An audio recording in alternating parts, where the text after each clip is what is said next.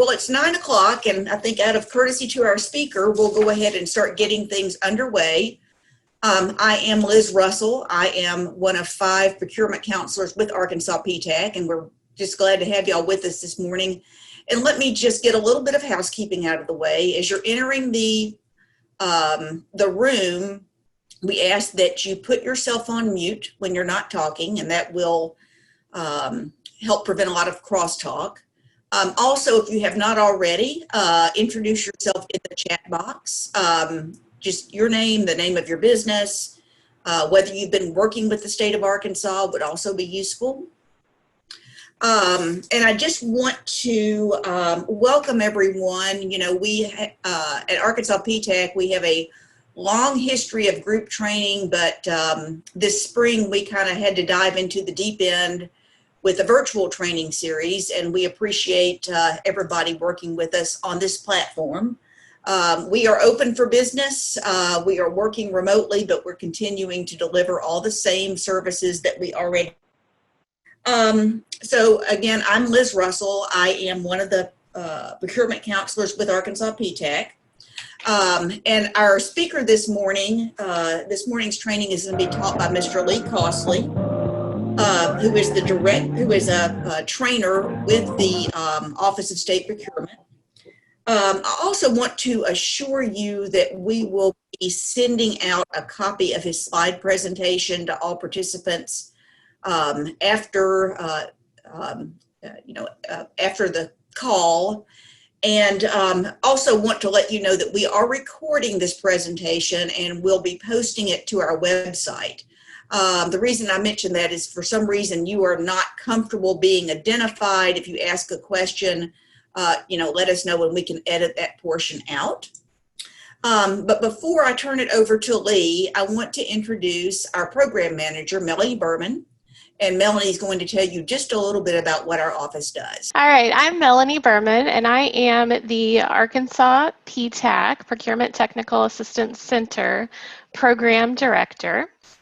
And before we turn it over to Lee Costley with the state of Arkansas, I wanted to make sure all of you guys are aware of the services that we provide from the Ptac at no cost to the businesses here in Arkansas.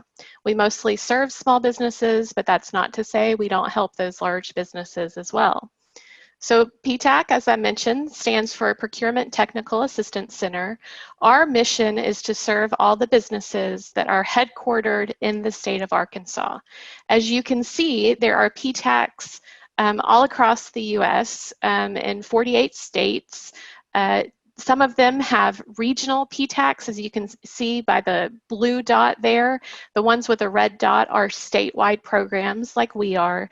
The others in the larger states are regional Ptacs, but we all have the same mission, and that is to help small businesses understand the government contracting process. And we are funded by the University of Arkansas Division of Agriculture, as well as Department of Defense Logistics Agency. That's where we get our funding.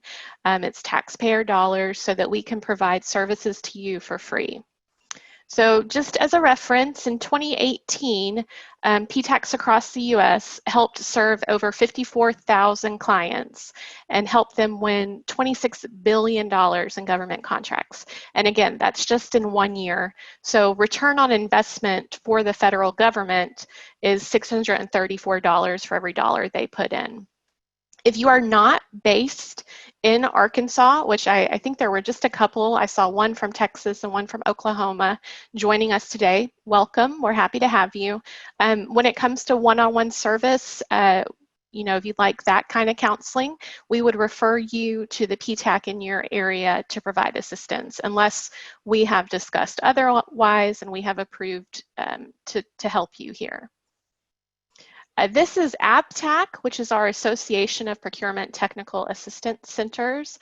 This is where you can find a lot of general information about Ptac. You can find that map where it locates all the Ptacs across the U.S., as well as some other information on the national front. So in terms of our numbers and our impact here in the state of Arkansas. We just finished up our current program year in June, so I don't have those numbers finalized yet, but they're coming soon, probably next month. But in terms of our impact with our clients, this is July 2018 to June 2019. We helped create over 3,000 jobs here in our state, and our clients won over $145 million in awards, which equates to over 1,000 contracts. And those are state and federal, as well as local government contracts. This is our staff. Our counselors have over 20 years of combined government contracting experience. Some of you guys are familiar with our counselors. We have Max Franks, Deborah Garcia. Let me start over. Max serves Northwest Arkansas. So if you're a business in that area, you would refer to him.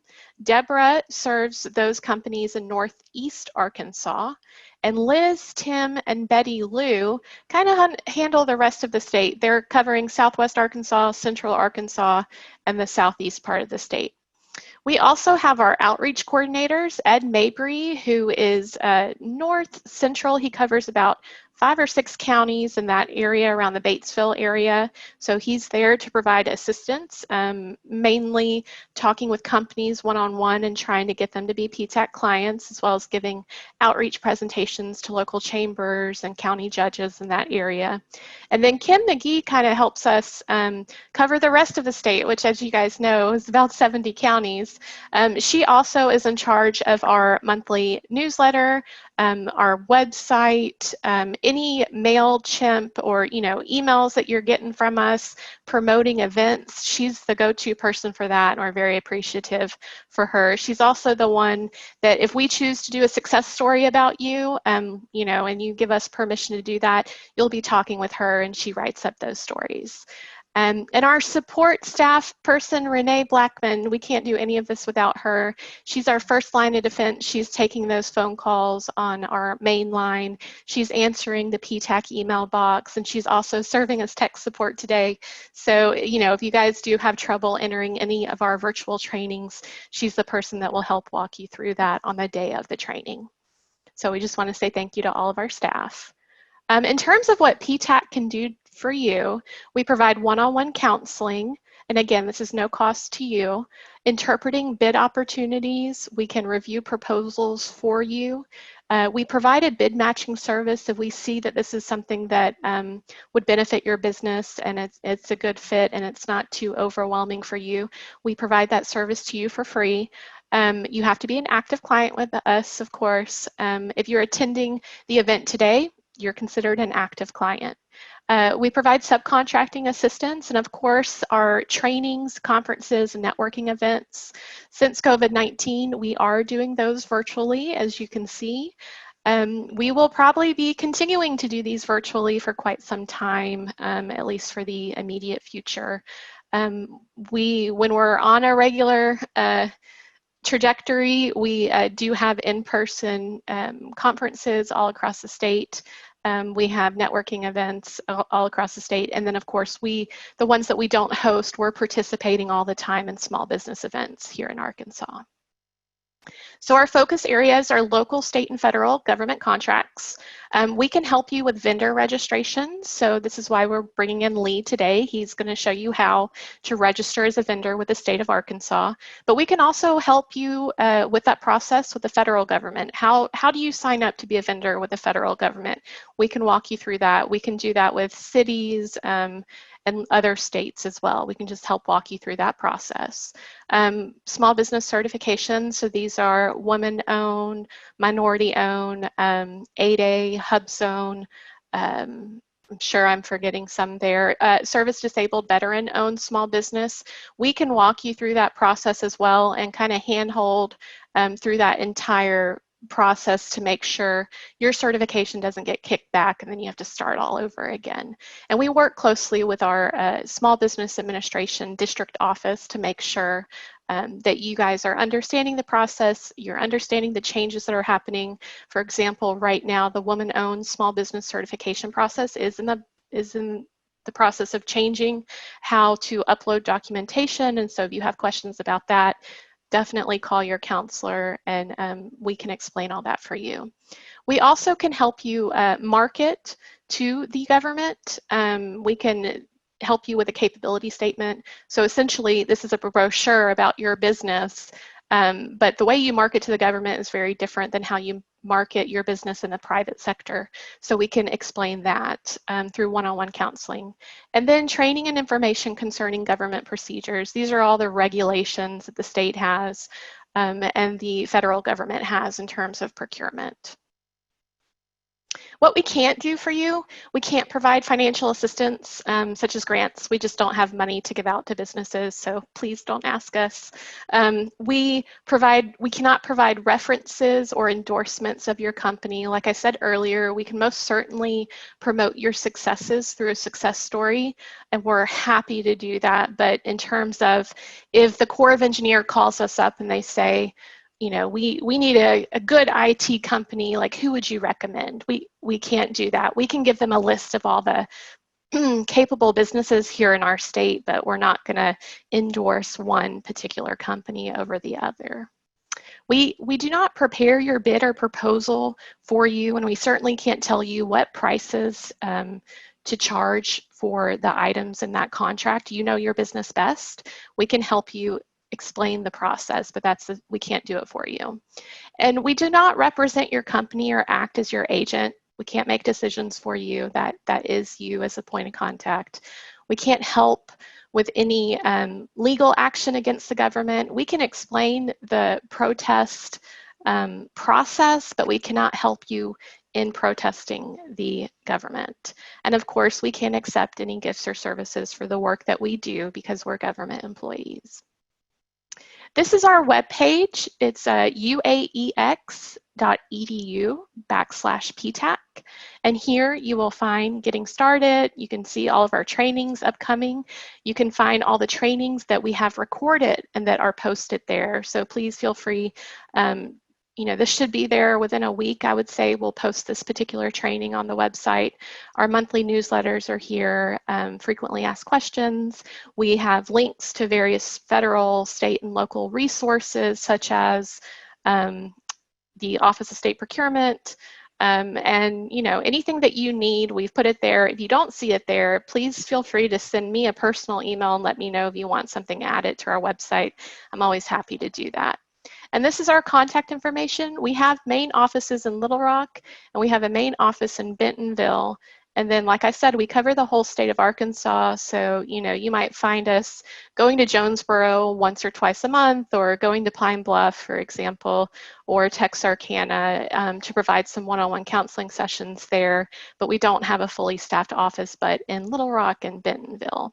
Right now, we're still not in the office. We're all conducting remote assistance. As you can see, I'm in my house right now. I don't have the lovely virtual background. If you come here to the staff contact information, every single counselor and every single staff person's email and phone number is listed there on that particular staff contact page. So feel free to go there. And with that, Liz, I'll turn it back over to you to introduce Lee. And I'm just so happy that we've had such great turnout. Looks like we have 30 people so far on the call. And we'll just keep providing these trainings. The next one that we have, we're going to have a training on, I believe it's the 30th, selling to the GSA, the General Service Administration. So if you've ever wanted to know how to get on a GSA schedule, this is the class for you to take. And then next month, we're planning to have 2 trainings as well. I've just solidified we're going to have Karen Castle, and I think she's on this call today with us now. She's with the Arkansas Economic Development Commission. Next month, she will be presenting on how to get your statewide minority woman-owned business certification. So we look forward to those trainings, and we love working with our resource partners here in the state of Arkansas. Thank you.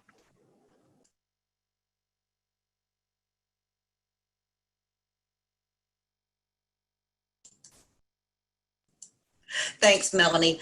And I would also add that in addition to following the link and calling or emailing us, if during the course of this presentation you realize you would like to work with any of our counselors one-on-one, whether it's for just a readiness assessment or one particular issue, just drop a note in the chat box and we'll make sure that somebody reaches out to you. So just a couple of things for those of you who came in late. If you would be sure to put yourself on mute, that would help everybody hear our speaker clearly. This presentation is being recorded.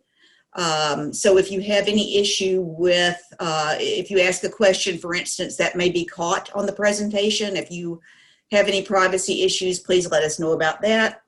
And also, Lee's slide presentation will be emailed to you after the fact. So I'm going to stop talking now and I'm going to turn it over to Lee.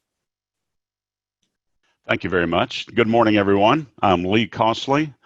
I have been a buyer and trainer with the Office of State Procurement for 14 years. Currently, I've been transferred to Transformation and Shared Services, and I continue to do training. I do buyer training and vendor training. Prior to my employment by the state as a buyer, I was a vendor just like you for 13 years to the state of Arkansas. So I do bring that perspective to my class. And I want to encourage you to ask questions. I really love having a very interactive presentation. So I want to know what it is that's on your mind. I want to be able to help you if I can. And so ask away if you have any kind of question. And with that, let's get going because we got a lot of ground to cover.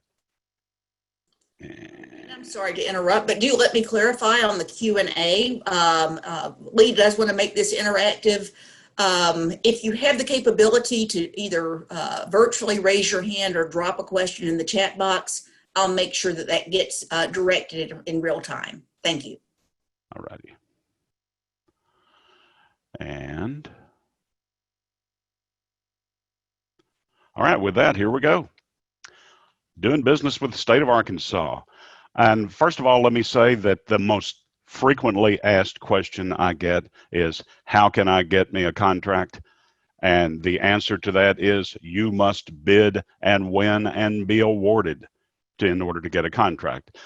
But you don't necessarily need a contract to be doing business with the state. We're going to talk about all the various ways that you can do business with the state throughout this presentation. So what we're going to be talking about today is the law, specifically Arkansas's business law and rules. I'm going to show you where to find a copy of that. And let's see. Let me go back. I went forward too quick. We're going to talk about ethics. We have to be very concerned about ethics. The state buyers you're going to be dealing with, after all, are dispersing the state's budget wisely. All eyes are on every transaction. So we not only conduct ethical business, but we expect good ethical behavior from our vendor base as well. We're going to be talking about the vendor registration process. We're going to be talking about bidding on state contracts, probably the reason you all showed up here today. We're going to be talking about cautions, some common mistakes vendors could make, protests, how they're handled. We'll talk about minority and women-owned business enterprise procurement in the state of Arkansas, and we will talk some about the Office of State Procurement's website. So, first of all, though, we must, of course, learn a foreign language. Sadly, one that is made up almost entirely of acronyms. It's simply a fact of life that we communicate in acronyms. I enjoy spelling them out whenever possible, but I'm definitely in the minority, let me tell you. So let's look at a few that are commonly used in procurement processes. RFP, that is a request for proposals. That is a procurement method we use when we do know what our desired result is. What we're unsure of is how best to achieve that desired result. So we asked people like you all to submit proposals to us. How do you propose that we might accomplish this task? Requests for proposals are awarded. Well, actually, they're evaluated by a committee of subject matter experts. Pricing is sealed separately and not even opened or considered until all of the proposals have been evaluated and scored. Only after they've been evaluated and scored is pricing opened and a formula applied to award points based on pricing. So the way we evaluate these is 70% of the total awarded points goes toward the proposal itself. 30% toward pricing. So pricing may be a determining factor when considering the award of a request for proposals, but it might not be the determining factor. So the strongest proposal is what's going to be in the best interest of the state most of the time. All right, the competitive bid. Notice I did not mention the word sealed. This is a competitive bid. These are used for dollar amounts from $20,000 to $75,000. State agencies have the authority to conduct competitive bids at the agency level.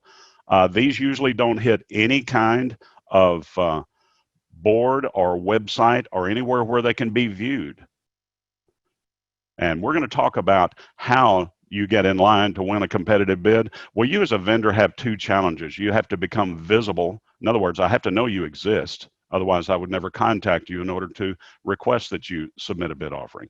You've also got to be accessible. You got to answer that phone or email quickly when you get it, which is not too tough in these electronically connected days because everyone walks around with their office on their cell phone anyway. But competitive bids require a minimum of 3 quotes or contacts. They are always awarded based upon low price to the lowest responsible bidder who meets or exceeds the specifications. We'll talk more about specifications here in a bit. FOB is a shipping term. It means free on board or freight on board, depending on who you ask. What it does is explain when ownership changes hands. So you're always going to see the state of Arkansas specifying FOB delivery. That means you, the vendor, own the freight while it's in transit. You, the vendor, are responsible if anything's lost or damaged in transit. You, the vendor, have to file any freight claims. You also have to pay the freight, and you include that in your price that you're offering. APO is an agency procurement official. We find APOs at the Highway Department and higher ed, colleges and universities. They have a delegated dollar amount of procurement authority, and that delegation comes from the director of the Office of State Procurement. OSP, of course, is the Office of State Procurement. They are responsible for doing most of the bids statewide that are greater in value than $75,000 for the initial contract amount. VPR is the Vendor Performance Report. We'll just say that because we have a little bit of talk about that later in the presentation. But I want to talk about these two right here. OA, Outline Agreement, and ST, State Term. Those mean the same thing. An outline agreement or a term contract is a term contract that exists. It has a start and completion date, so it has a finite or specified amount of time in which it remains valid. And the state can use a term contract or outline agreement to make multiple purchases throughout that validity period. They both mean the same thing, and you're going to hear us use these terms interchangeably. OA, outline agreement, or ST, state term contract. I can't predict which one we're going to say next, so be prepared for that. They both mean the same thing. What can you expect when you're doing business with the state of Arkansas? Well, you can expect a professional atmosphere, fair treatment, and a completely transparent process. Arkansas's procurement law and rules are what gives us our roadmap, our guideline on how we must conduct business with you. So they're the cornerstone of our Arkansas governmental procurement. You can find a copy of Arkansas State Procurement Law, and you can download it or read it. It is keyword searchable. It's located on the Office of State Procurement's website, and we'll point that out so that you can call that up and read it if you wish. I will say it is not exactly a page turner.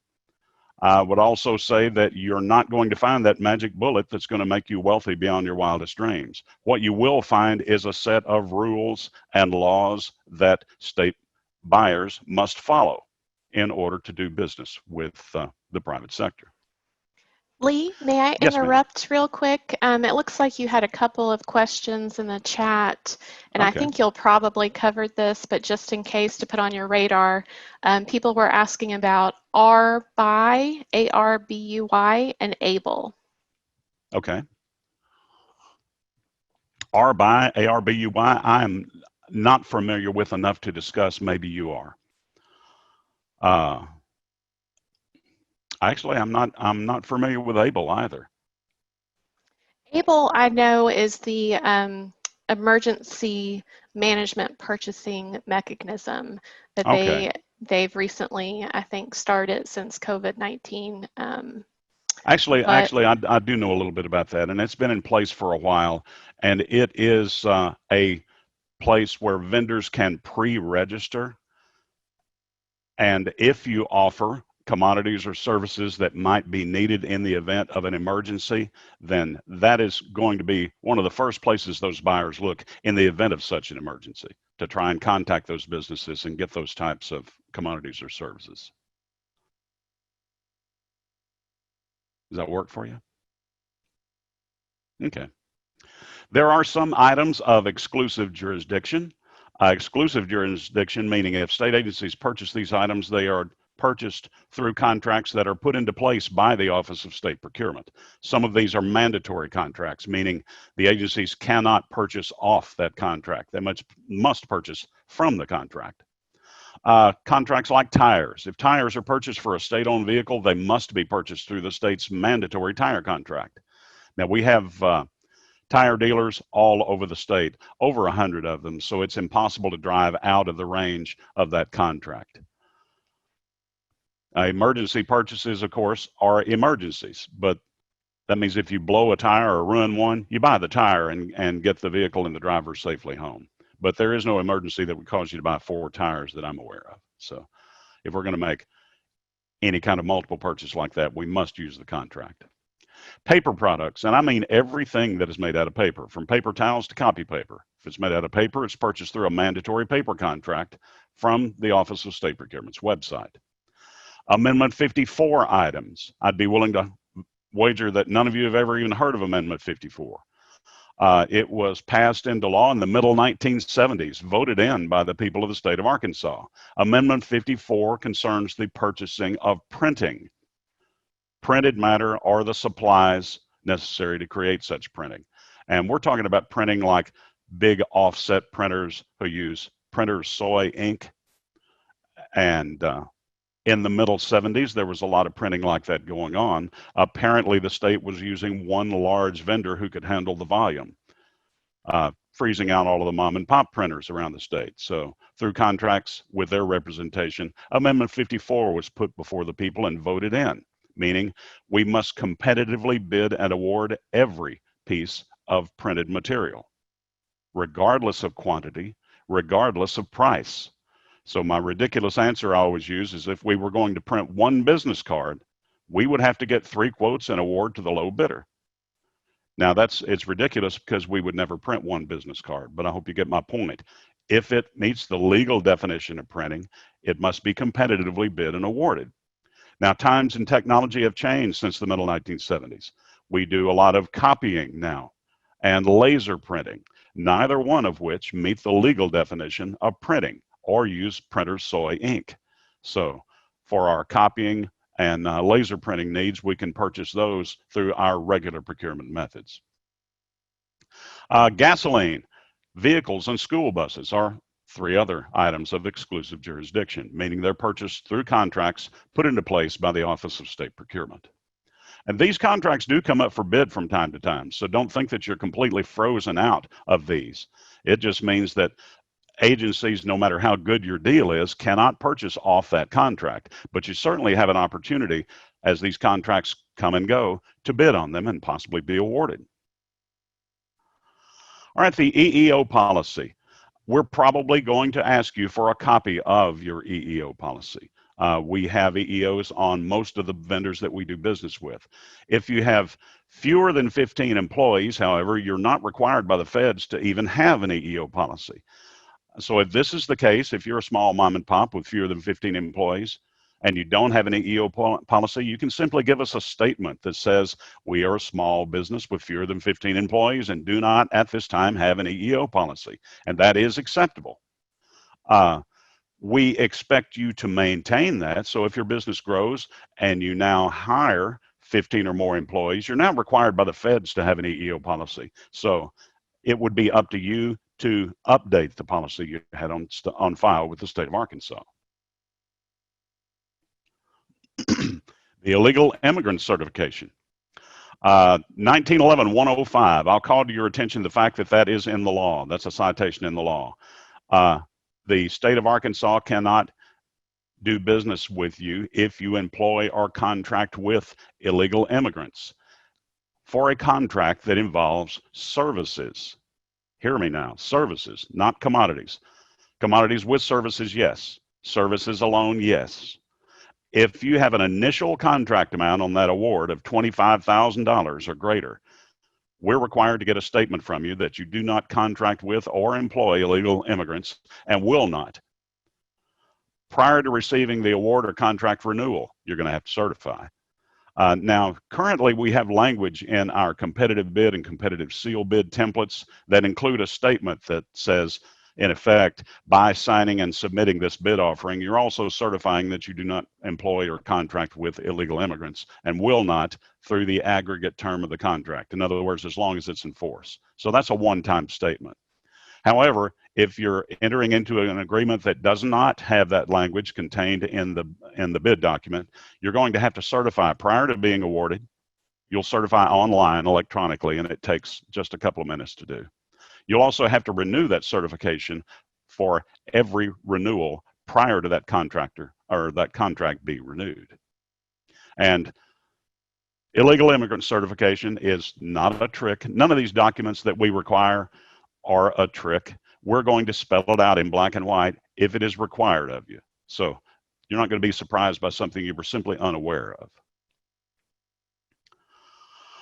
This is a whole bunch of language, too much to put on one screen, but we did it anyway. In a nutshell, what it means is that if you are the prime contractor and you're employing subcontractors, then you, the prime, are responsible for the fact that your subs cannot employ or contract with illegal immigrants.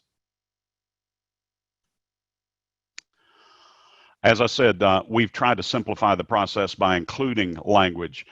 Here is a small screenshot of the signature section of one of our bid documents. And there you see the illegal immigrant confirmation statement. You're acknowledging that you do not employ or contract with illegal immigrants by signing and submitting that bid offering.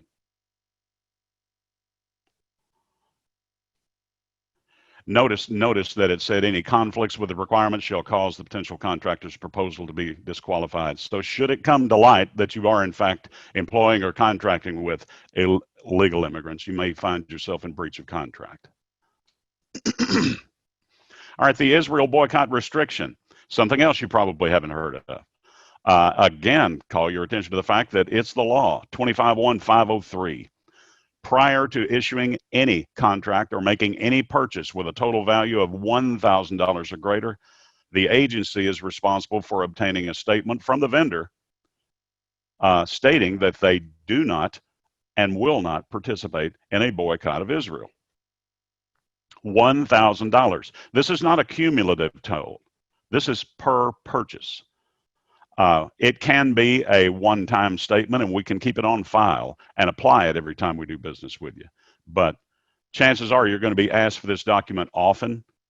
I tell people it's kind of like buying a car or a house. You just simply keep signing stuff until the other party is satisfied. This is one more of those things you're going to have to sign. And we'll talk about how you do that also. It applies to all written contracts, and it is applied prospectively. The law or the requirement went into effect August 1st of 2017, so it doesn't apply to anything that was in effect prior to August 1st, 2017. You are not, well, let's go back to the first bullet. It applies to written contracts only. So a purchase order is a written contract. An outline agreement or term contract, that's a written contract. A P card or credit card purchase is not a written contract.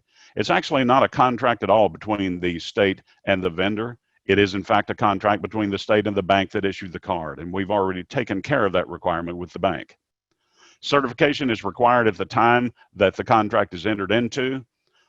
We're not going to bug you to recertify for renewals or extensions. It's a one-time thing because it states that you will not participate in a boycott of Israel during the aggregate term of a contract. That means as long as that contract may remain in effect. Who does it not apply to? Yes. Sorry to interrupt. Just wanted to back up. I've got one question related to the illegal immigrant law. So I Okay. can pass that along. Is the illegal immigrant law only applicable for the products and services for which we are bidding? I.e., if we hire a prime construction contractor to build something in our shop, are we ensuring their subs are not using illegal immigrants if we are selling paper to this state? Now you cut out a little bit. Give me your scenario again. Okay, all right. So this is a scenario in which this would be for a paper selling. If the vendor hires a prime construction contractor to build something in our shop, are we responsible for ensuring their subs are not using illegal immigrants? Okay. The prime contractors, who's responsible for assuring that their subs do not employ or contract with illegal immigrants? You're going to get a statement from your prime contractor only. Okay, thank you. Does that answer your question fully? Robert, did that answer your question? Yes. All right, very good. And please ask away. I love answering questions. That's one of the things that makes this a better and more valuable presentation. I would love for no one to walk away with any doubt or any unanswered questions. And you're going to have to be quiet. That's Reese's, by the way. I'll introduce her. All right. Who does the Israel boycott restriction not apply to? Well, it doesn't apply to you if you are boycotting Israel and you are willing to provide the commodity or services for at least 20% lower than the lowest certifying offerer or business, then we can still do business with you. I predict that will never ever happen because who has 20% to lop off their already low price? It also does not apply to contracts with a total potential value of less than 1,000. Total potential, as I said earlier, it's not an accumulative total. So if we're doing business with you to the tune of $200 or $300 or $400 several times throughout the year, and it accumulates over 1,000, it doesn't matter. It's a per purchase requirement. Israel boycott restriction.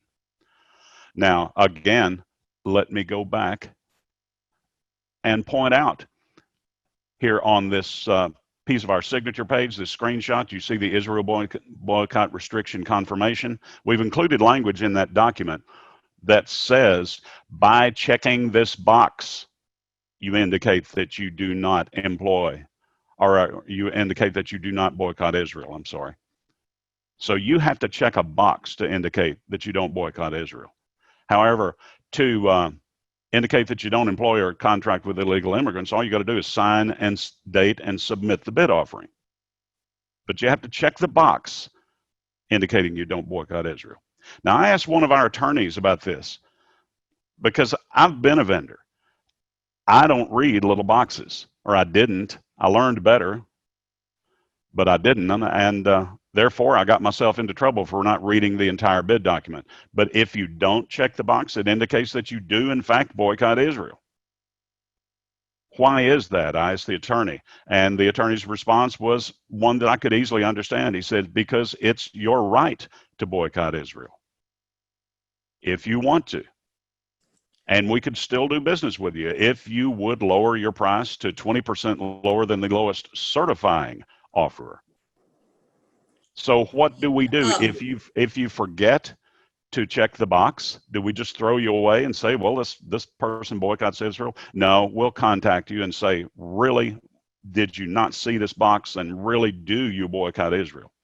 And if you say no, then we have a completely separate document we could send to you to sign and date and email back, and that would take care of that requirement.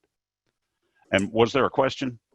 Yes, we have a question. Can you please give an example of a vendor who is currently boycotting Israel? No, ma'am, I cannot, because I have never encountered a vendor who chose to boycott Israel. I can tell you that this piece of legislation was intended to be aimed at large institutions like retirement systems that move millions of dollars from bank to bank. That was the intent. Through an oversight, the $1,000 figure was plugged in. So it affected our purchasing people all the way down to the agency level every time they make a $1,000 purchase. And again, it's just another one of those documents you're going to sign and date. I wouldn't get too stressed out about it. Does that answer your question? I mean, why do we do this? It's because Yes. it's required of us. It's the law. And it's required of the That buyer. answered the question. Okay. It's required of the buyer to collect this document. And I want to hit on two things. Reading the bid document. Become your own best friend. Read these things cover to cover, because even that boilerplate language that seems like it never changes, trust me, that stuff's in constant evolution. You need to read that entire bid document and be certain of what you are obligating you or your company to by signing and submitting that bid offering. I wasn't always real good at doing that when I worked in the private sector, and I did get burned a time or two because I simply missed a detail because I didn't read the entire thing. And they're not that huge. Read them cover to cover. All right. Enough about the Israel boycott restriction and the Israel or the illegal immigrant certification. Let's now talk about ethics. Vendors must disclose if they have a relationship with any state employee, member of the legislature, or General Assembly. We have a form called the Contract and Grant Disclosure we're going to ask you to fill out prior to award. Now, if you are related to a state employee, you must disclose that. If you have a wife, husband, son, daughter, or parent that works for the state, you have to disclose that, where they work and how long they've worked there. By disclosing, you are not disqualified. We're not going to kick you out and keep you from bidding on a project simply because you're related to someone that works for the state. In order for it to be seen as a conflict, you'd have to be related to the person whose responsibility it was to award that contract, which is not very likely.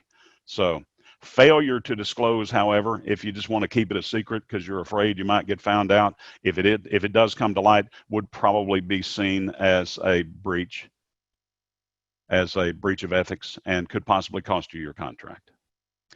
If you have nothing to disclose, there are two tiny little boxes on this form. This is the document, by the way. This is the Contract and Grant Disclosure. We have two sections where it can be filled out, one near the middle of the document for individuals, another for an entity or business. So you fill out the one that applies. If you have nothing to disclose, if you're not related to anyone in any way that works for the state, or a member of the legislature or General Assembly, then there are two tiny little boxes here that say none of the above applies. You must check the appropriate box. We cannot fill this document out for you. If you do everything absolutely correctly, but you fill in no information and don't check any boxes, that's not declaring anything. So we're going to turn it back to you and say, complete the document and resubmit. We have to have this prior to award, and any document we need like that, we're going to spell out the need in the bid document, or we're going to ask you for it prior to award. All right, ethics and procurement, you can read about yourself in the law in 1911-701 through 717. It discusses penalties. There are some. If a buyer should choose to collude with a vendor, there are penalties like conviction of a Class D felony, imprisonment for not less than one, not more than 5 years. The buyer and the vendor could both be charged up to $10,000.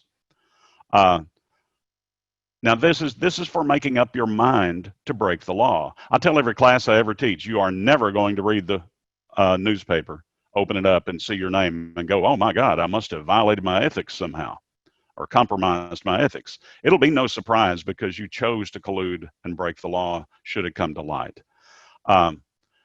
Gratuities. You know, I have unintentionally offended a lot of salesmen and vendors because I cannot accept gratuities. I cannot accept your offer of a free lunch. I cannot accept a box of candy or any other type of tip or just token gift of gratification. There are rules that don't allow me to accept anything like that. So don't be offended when we cannot accept your lunch offer. We also have to be aware of any conflicts of interest. That means that we cannot arrange summer employment for our kids with your company if you're a contract holder. That means we cannot arrange employment for a spouse or a parent if you're a contract holder. That would clearly be a conflict of interest. We ourselves cannot work for you through the Christmas season, for instance.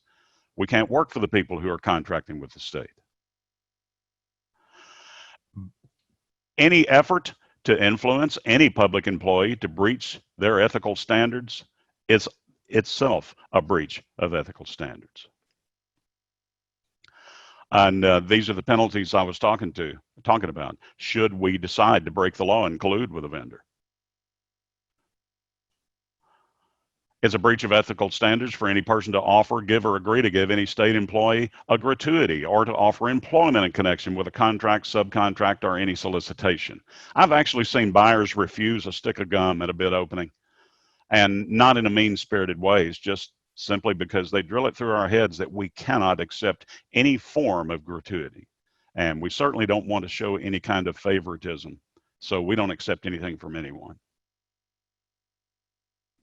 We also must guard against the appearance of impropriety. Now, this is not something illegal or bad that's going on. It just appears that way. This is the primary reason that we cannot accept your offer of a lunch date to buy our lunch. Even if you invite me to lunch and I pay for my own lunch, I'm probably going to turn it down because I should. Because if we were seated together in that crowded restaurant, even if I bought my own lunch and had my receipt, and across that room, your competitor sees us dining together, what's going to be going through that person's mind? Are we going to be making the next deal before the bid is ever published? That's certainly what I would be thinking. So we guard against even the appearance that something improper is going on. All right, if there are no questions so far, we'll talk about vendor registration. Here's just some interesting information. We found out some time ago that certain Goodwill locations offer free basic computer navigation training. So if there's someone in your organization that is not up to skills on their computer skills, perhaps one of your local Goodwill stores offers this type thing. And we just thought we'd pass that along because it's pretty good information. All right, you do not have to be registered as a vendor to the state of Arkansas in order to submit a bid.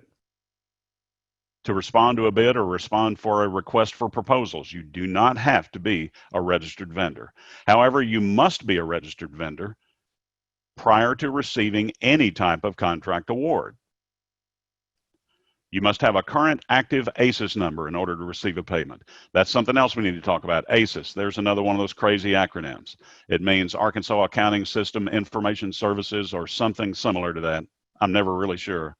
What it is an acronym that is the name of the state's accounting software. So we're going to use these terms interchangeably. We're going to say, what's your vendor number? What's your ACES number? Those both mean the same thing. We may even say your vendor ACES number. It's a 9 or 10 digit number, usually starts with a 1, and you get it when you register to become a vendor with the state of Arkansas. You need to keep up with that too. Where do you register? You go to the Office of State Procurement's website, and this is what it currently looks like. They have a brand new one. So if you were accustomed to the old one, you've got a new web address you got to find. You can still go to the old website and it will redirect you to this one. And I don't know how long they're going to keep that up though. So you might go to the new website and bookmark it. Once you get there, you can see all of these blocks, these tiles. You want to select the one that says vendor registration, the one that's in the lower right corner. When you're registering as a vendor, you're required to establish a username and password, and you want to keep up with these because you may want to do some maintenance to your vendor profile from time to time. Some of the stuff you're going to include in your vendor profile, for instance, is an email address so that we can contact you because you might want to receive bid notifications, and we're going to talk about that in just a moment. You also have to include your banking information if you expect direct deposit which most people love that direct deposit because it's very fast. Well, your bank may change, so you may at some point need to change that banking information. So you need to keep up with your username and password for those reasons. Should you lose them or forget, we do have people who could help you get into your vendor profile and establish a new username and password. We're going to make you prove you are who you say you are.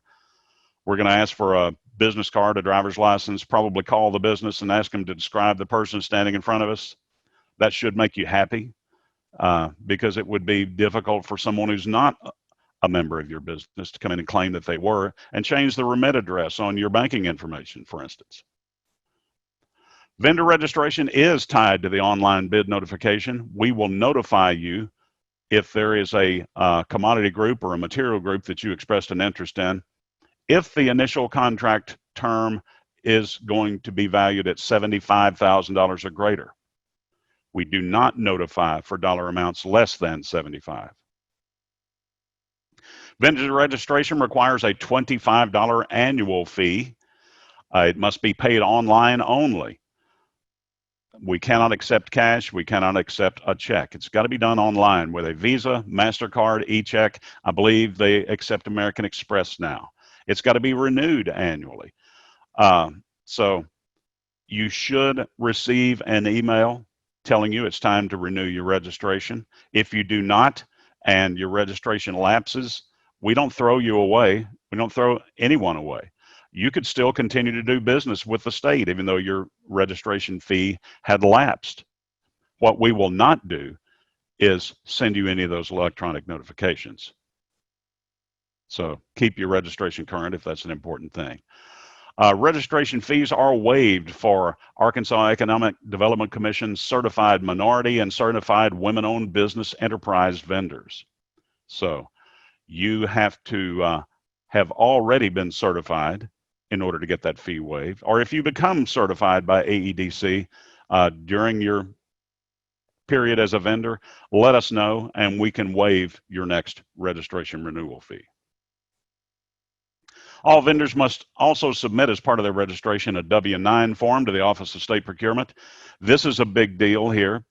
The business name and the federal ID or social security number must match IRS records or we will kick your registration out. I had a situation with a vendor several years ago who was a current contract holder and it was renewal time.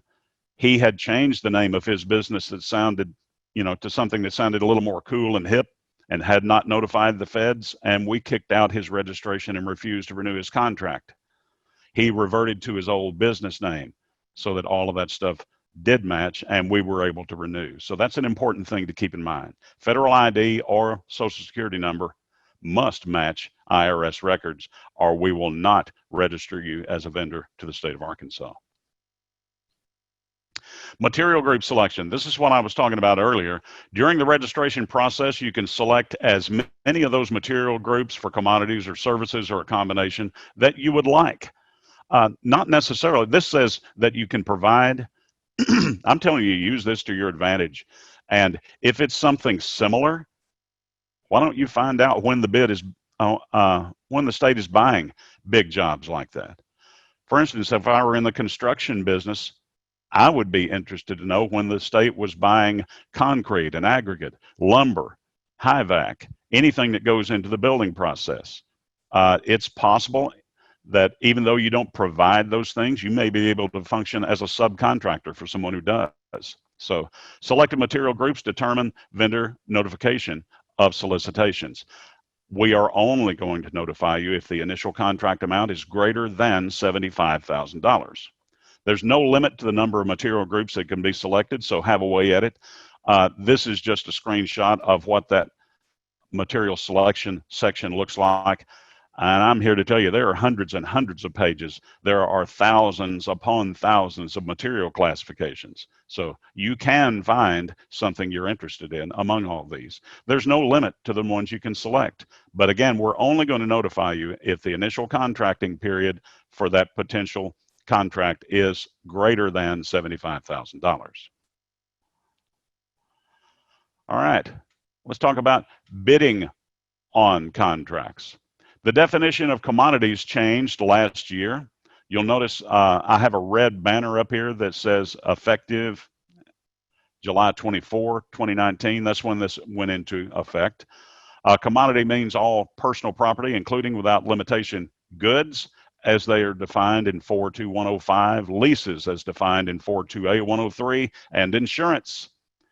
And commodities does not include a lease on real property, a permanent interest in real property, exempt commodities and services, or capital improvements.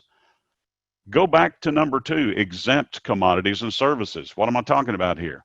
Actually, in procurement law, there are probably 2.5 pages of exempt commodities and services. That means exempt from the bid process. So if you offer any of those, you could contact us and sell those to us directly without having to be a bid winner, should the buyer choose to buy from you. So there's still going to have to be some footwork and salesmanship on your part. You can find this in procurement law under definitions, generally exempt. The definition for services was amended. Services means the furnishing of labor, time, or effort by a contractor that does not produce tangible commodities. Services includes, without limitation, consulting services, personal services, professional services, technical and general services, and the furnishing of time, labor, or effort by a contractor for the generation, customization, configuration, or development of software and other intangible property other than technical support incidental to the procurement of the proprietary software. Also effective July 24 of last year, services does not include employment agreements, collective bargaining agreements, exempt commodities and services, or architectural and engineering contracts requiring the approval of the Arkansas Building Authority or Division of Higher Education. All right, let's talk about specifications. One of my favorite things to talk about. Specifications is how the state buys what it's need. We buy what we need by exactly and exhaustively describing what it is that we need. I can tell you as a vendor, I was pretty highly offended the first time I ever picked up a bid document because they assumed I knew nothing. It was just a slap in the face because they asked for every single little detail. Well, after I became a buyer for the state, it became apparent this is what we have to do in order to control quality, in order to get exactly what it is going to require to satisfy the needs of our end user. So we pay attention to specifications. If I specify a 50 horsepower agricultural tractor, then 49 does not equal 50. So don't bother wasting a response if you can't meet the specifications. However, do understand that it's your right to challenge the specifications. You can protest my specs anytime prior to 72 hours before the bid opening. You can protest the specifications. Now we buyers try to be subject matter experts, but we can't possibly be for the wide array of purchases that we make. You guys, you vendors on the other hand, are the subject matter experts. You know your business inside and out far better than we ever will. So if you offer a 49 horsepower tractor, and you do so because most people in the industry also have a 49 horse tractor, there's only one competitor maybe that has 50, then that would be a restrictive specification. If you would let me, the buyer, know that I could include, be more inclusive and have more competition, if I would lower that horsepower rating to 49, I'm very inclined to do that. I'm all about competition. I've heard the governor speak on several occasions. On every one of those occasions, he said it's his goal to restore the public's faith in our procurement processes through competitive bidding. If there's no competition, then the state is not getting the best deal it could possibly get, and we're not doing business with enough diverse businesses. So let me know. Give me the opportunity to change my specifications. Let me know if I've made a mistake. You know, the bid process is two things. It's lengthy and it's expensive, and it's the goal of every single buyer to have a successful process, period. We don't let emotions get in the way. We don't really care who wins as long as it's a responsive, responsible bidder who meets all of the requirements set forth in that bid document. So if you can't meet it because it's impossible, let me know, please. I've made some huge mistakes on bids in my career. I once bought a tractor with backhoe attachment for the Department of Parks and Tourism. And the end user, the park ranger, sent in, his specifications. So I just copied and pasted them into my document without paying enough attention, put it out for bid, and I immediately got a call from a local farm implement dealer, because we had a requirement in there that the backhoe be attached to the tractor, gassed, oiled, lubed, ready to go to work when it was delivered. And he said, "You don't want this backhoe for this tractor, do you?" I said, "Well, of course we do. Read the specs. It's got to be attached, lubed, fueled, oiled, ready to go to work." He said, "That can't happen. You specified a backhoe attachment that was designed for a garden tractor. Not only can you not mount it to a full-size tractor, you would blow it up. It would explode from this huge hydraulic pressure that a real tractor possesses." So I thanked him very much. He had salvaged my bid process. I was able then to put out a change, an addendum, and delete that line item and add a line item for a full-size backhoe attachment. Because of that vendor letting me know of my mistake, I had a successful bid process because I was able to fix it. That's what I want you to be. I want you to be that vendor that calls me up and says, "Hey, you're asking for something that doesn't even exist. No one can respond to this." Or, "Hey, you've frozen me out of the specifications. You cut me off because I'm within 1 or 2 horsepower of this requirement." Please let me know that, because it's my desire to be all-inclusive, to have competition. Now, when we name quantities in bids, if it's an outline agreement, a term contract, one that has a start date and an end date sometime in the future, those are estimated quantities. They're not guarantees of purchases. They're our best guess at the quantities the state's going to consume within that validity period of that contract. If it's a purchase order, a PO, those are firm quantities. A term contract, when it's issued to you, an outline agreement or term contract, has language in the opening paragraph that says, "This does not represent your authority to ship." A separate purchase order will be issued by the issuing agency. A purchase order, or PO, on the other hand, has language that says, "This represents your authority to ship." So if you get a purchase order for 50 units, that's 50 units the state wants to buy, that's 50 you can sell. If you get an outline agreement or term contract that says 1,000 units, that does not mean you're going to sell 1,000 units in one purchase. That means we anticipate buying that quantity within the validity period that that contract is going to be valid for. The level of quality can only be described in our specifications, and we've got to mean what we say. 49 does not equal 50. And I've had people give me substandard offerings before because they thought I would be delighted to save the state money. No, if you don't meet the specifications, I can't even consider your offering. We also cannot consider added value. So if you give me way more quality than I specified, but you're more expensive, I still can't award to you. Commodity purchases are awarded based on low price to the lowest responsible bidder who meets or exceeds the specifications.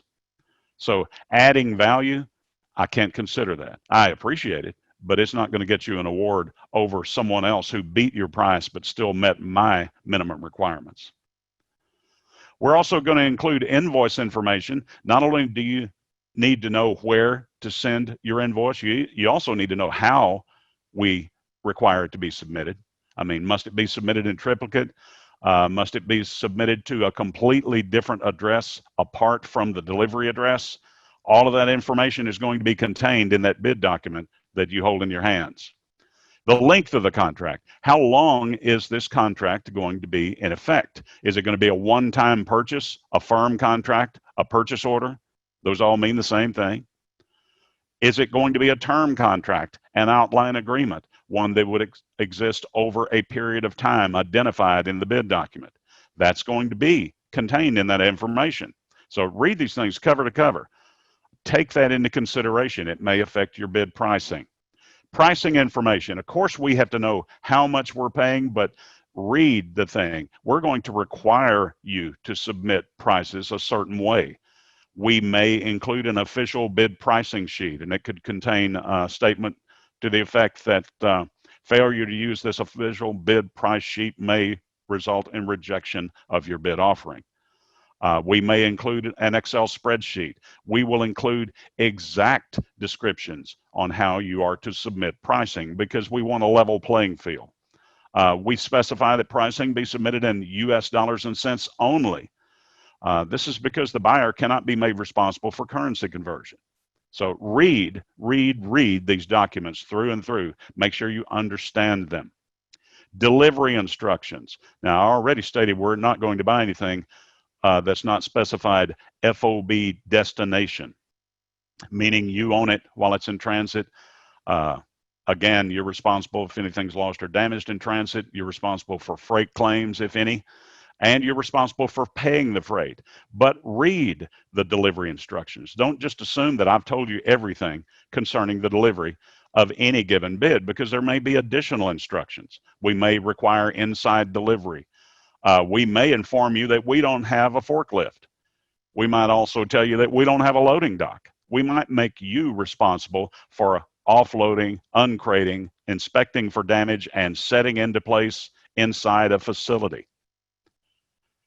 Of course, you get to include that in your bid price, but read the requirements. That would be a terrible thing for you to discover after you'd want a low price on a bid that you're also responsible for freight and setting into place, because those are added expenses. And by the way, the end user didn't have anything to help you with. No forklift, no loading dock, no floor jack. We will include that information in delivery instructions, but it is your responsibility to read the instructions. Mr. Costley. Yes, ma'am. Let's see, we've had 3 questions roll in, I think, during the course of this slide. So if you don't mind, I'll go ahead and toss them to you. The first one I believe you may have touched on, and that is a vendor permitted to contact procurement officials once the bid is released? Boy, that's a great question. And let's stop right there and answer that one. The answer is yes. You can contact the buyer. If you have a question, the buyer wants to hear from you. You can call them, you can fax them, you can email them. I am a big fan of the email because I love to have that paper trail. And if enough people are asking me the same question, it probably means I wasn't clear enough in my description and my specifications. So I want to know those questions. So yes, do contact the buyer. However, let me drone on here for a moment. Do not contact the end user. Do not bypass the buyer and contact the end user. Even though the end user might be the logical person to ask the question of, that buyer needs to know that the questions are being asked. The buyer is the only one who can correct or augment the specifications to include new information that was missing. So don't bypass the buyer. And there are even certain circumstances that contacting the end user might result in your disqualification. Always contact the buyer, and the buyer's contact information is going to be prominently listed in that bid document. And are there additional questions? Yes, we have 2 more.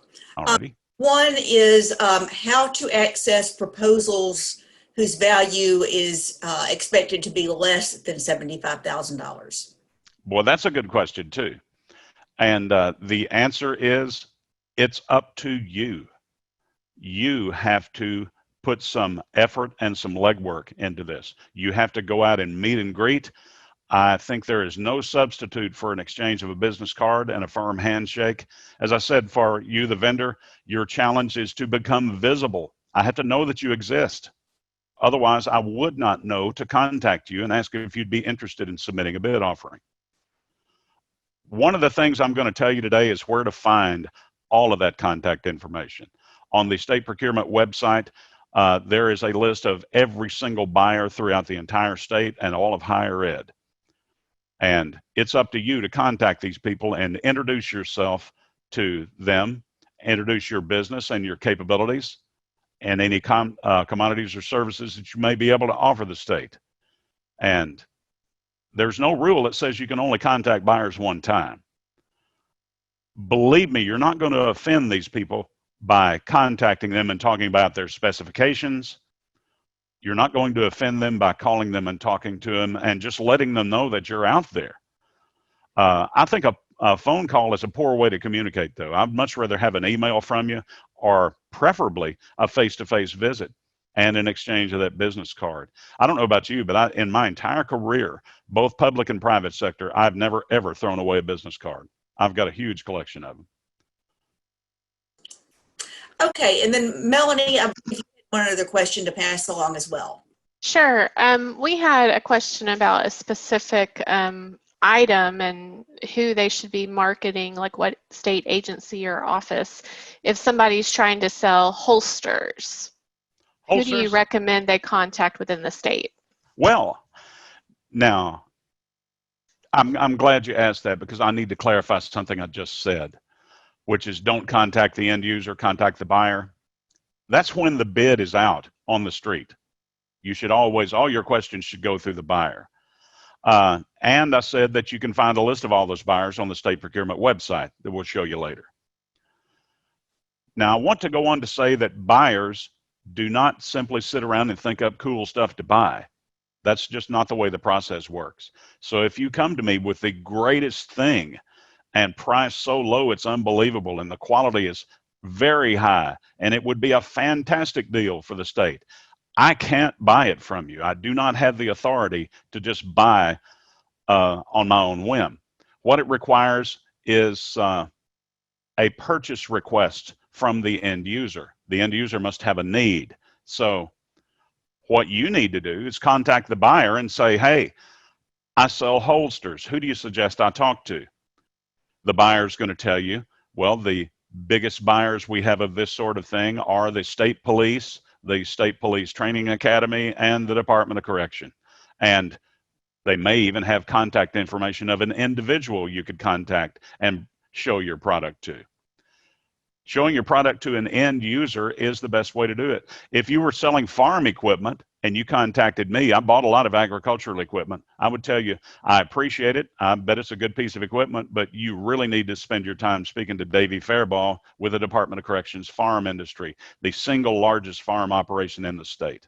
And he's the manager and runs it all. So if you can impress him and convince him of the need and the benefit for this thing, he may very well issue a purchase request to put it out for bid.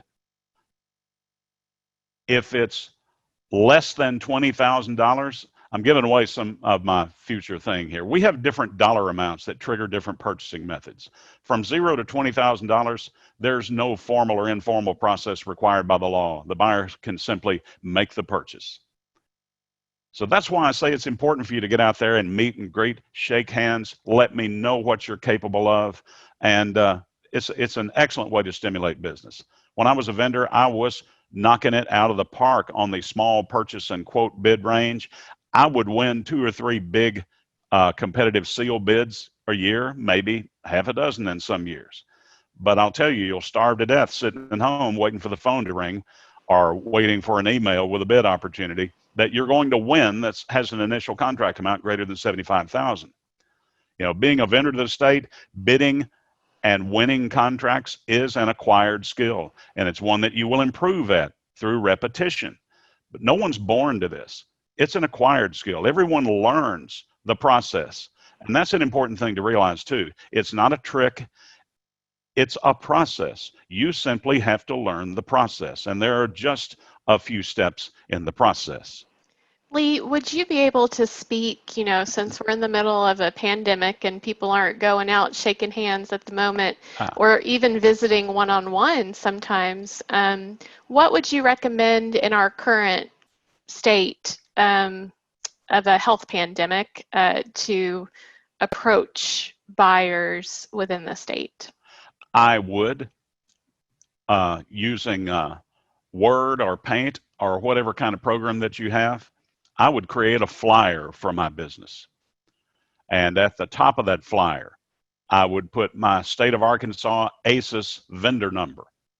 And below that, the name of my business. Below that, what it is that my business is capable of. And include how many years experience, any specialties that you may have, commodities or services that you may offer. If you are a minority vendor, I would include that information. If you are a certified minority or AEDC certified women-owned business enterprise, absolutely include that information. And I would send that in the form of an email to every buyer in your region that you can reasonably expect to service. Now, one thing Karen Castle has told me with the Arkansas Economic Development Commission is she has cautioned vendors against overextending yourself. In other words, there's hundreds and hundreds of buyers listed on that procurement website. Should you contact every single one of them? Well, can you service every single one of them? So that should be your guide, you know. If you don't expect to work out of your region or area, then only contact the buyers who are in that region or area. And you'll see in that buyer list, not only the agency name, the buyer's first and last name, their physical address, their post office if they have it, their phone, their email, every way you can contact that person. So how's that? That works for me. All righty. All right. Well, what you're typically going to see is performance-based specifications in any kind of bid document. That's a description of how the product or service is expected to perform. If we're buying a clock radio from you, we don't tell you how to build one. We just tell you we want it to have a couple of alarm functions. We want it to be digital clock, maybe a lighted display. We want it to receive AM and FM. We may specify it be stereo, but we don't tell you how to construct a clock radio. Now, however, if the state is buying a bridge or a building or a highway, you betcha they tell you exactly how to construct those things. Performance-based contracts, if we're buying services at any dollar level, we're going to include performance-based standards in that contract. Now, this is a recent change in the law. You see my red header up there. 1911-267 was amended last year. They say now that if any 1 year of the contract is $1 million, or if the total consideration for the contract throughout its entire anticipated life is $7 million or greater, we shall use performance-based standards. Now, that's when the law requires it. We, as a practice, require performance-based standards regardless of the dollar level. So it can be a very small contract, but still include performance-based standards. And those are milestones or percentages of completion at a certain passage of time that the vendor must achieve in order to be seen as performing on the contract. Now, if we include performance-based standards that are impossible, we'd really like to know that, because the goal is to meet the standards. We want a successful bid process. We want a successful performance from the vendor. We want you to be able to complete fully all of the obligations in that contract. So if the performance-based standards are simply too tough, contact the buyer and say, hey, let's talk about this. And I wouldn't be capable of this, but I would be capable of a slightly reduced percentage, or whatever your current situation may be. All right. Now this is the Mr. Costley. Yes, I'm ma'am. sorry. No problem. Obviously, you must be generating a lot of food for thought. Cool. This, I think, goes back to the publicly posted bid opportunities. And the question is, are all agencies required to post bid opportunities above, and I think they're referring to that $75,000 threshold, and then are they posted on the state site, their own agency sites, or both? Okay, that's a good question. Generally speaking, all contracts or all bids with an initial contract dollar amount greater than $75,000 are forwarded to the Office of State Procurement for competitive sealed bidding or competitive sealed proposal. All of those contracts, or all of those bids rather, are posted to the Office of State Procurement's website. Individual agencies typically don't have websites. The exception is going to be the building authority, the highway department, and higher ed. So does that answer that question? John, did that answer your question? Yes, it did. Okay. Now, there are some exceptions. There may be service contracts that are greater in value than $75,000 for the initial contracting period that are handled at the agency level. However, if they're greater than $75,000, even though the agency is conducting the bid, they're going to list it on the Office of State Procurement's website. So that's going to be the place to go for most things if the initial contract period is greater than $75,000. Now, this is what I was talking about earlier, and this is something I could never figure out. I couldn't connect the dots when I was a vendor, because sometimes I would just get a phone call for the state to make a purchase. Sometimes I would get a fax wanting me to submit a competitive bid by fax. Sometimes I would get a letter in the mail, and you can tell this was a while ago. This was back in the snail mail days, offering me the opportunity to submit a competitive sealed bid response. I never knew why all of these things were happening. Frankly, I thought it was a trick just to keep me off guard so that the state could buy whatever they wanted to from whomever they wanted to. When I came to work for the state, I found out I was wrong. This is a requirement in the law. There are different dollar amounts that trigger different procurement method requirements. So the first one you need to know about is the small order or small purchase threshold. That's $0 to $20,000. There are no requirements in the law for a formal or an informal bid process for a small purchase. The buyer simply locates the product or service and makes the purchase. Who do they buy it from? They buy it from someone they're aware that exists, who offers the commodity or service. So it's the buyer's going to reach out and find people to buy this from. There's no requirement for competition, but we do tell these people we expect you to shop around and get the best deal for your agency's budget dollar. So they may make multiple contacts. Be one of those people that they contact. Be visible. Submit that email flyer, letting them know what your capabilities are. Chances are you'll get a call and the buyer may say, how much could you sell me this quantity of this particular commodity for? And you may very well do some business. As I said, when I was a vendor, I was knocking it out of the park on these small purchases because I was always present. I was always in contact, and I did a lot of legwork and made a lot of acquaintances. My business was the traffic control business, so the entire highway department was my biggest customer, and everyone that did work for the highway department.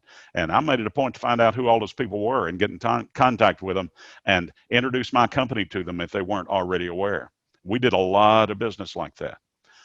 Purchasing agents, as I say, have the authority to make those purchases at the agency level, so they do not come to a central procurement office. They're handled at the agency level. That's another reason to get to know these purchasing agents at the agency level. If it's a non-mandatory commodity item, they can buy it from any vendor. But again, mandatory contracts have to be purchased from, mandatory contract items have to be purchased from those mandatory contracts. The next threshold is the quote bid range. This is a competitive bid, the CB that I told you about. That's not required to be sealed. Dollar amounts from $20,000 to $75,000 can be handled at the agency level. There's a requirement in the law for a minimum of 3 quotes or contacts. We tell our folks we're being extremely lazy if we don't do 5 to 7 quotes or contacts in this internet age because it's just too easy to do. Pricing can be by phone, fax, or email. It's probably not going to be the phone because we don't enjoy using the phone because we lose our paper trail that we enjoy. However, a crisis may dictate that you do your contacts by phone. So that's what I mean by becoming visible and being accessible. I have to be able to get a hold of you. In the event of an emergency, these purchases go very quickly. So how quickly can you respond? Pretty quickly these days. As I say, most people walk around carrying their office in their cell phone. So just be ready for that call and be ready to respond. Quote bids, $20,000 to $75,000. If we issue a purchase order, it's going to look something similar to this, and it's got a lot of information on it. It tells us who we're buying from, gives you the ship to information. It gives you the invoice information. It identifies the vendor by name and number. It identifies the contract number, the date that the purchase order was issued, and the validity period of the contract that this purchase order was issued against. All right, here's something new because it's in red on the top. 1911-273 gave us the opportunity to hold bid conferences or solicitation conferences as needed. It says a state agency may hold a solicitation conference before or after issuing an invitation for bids or request for proposal.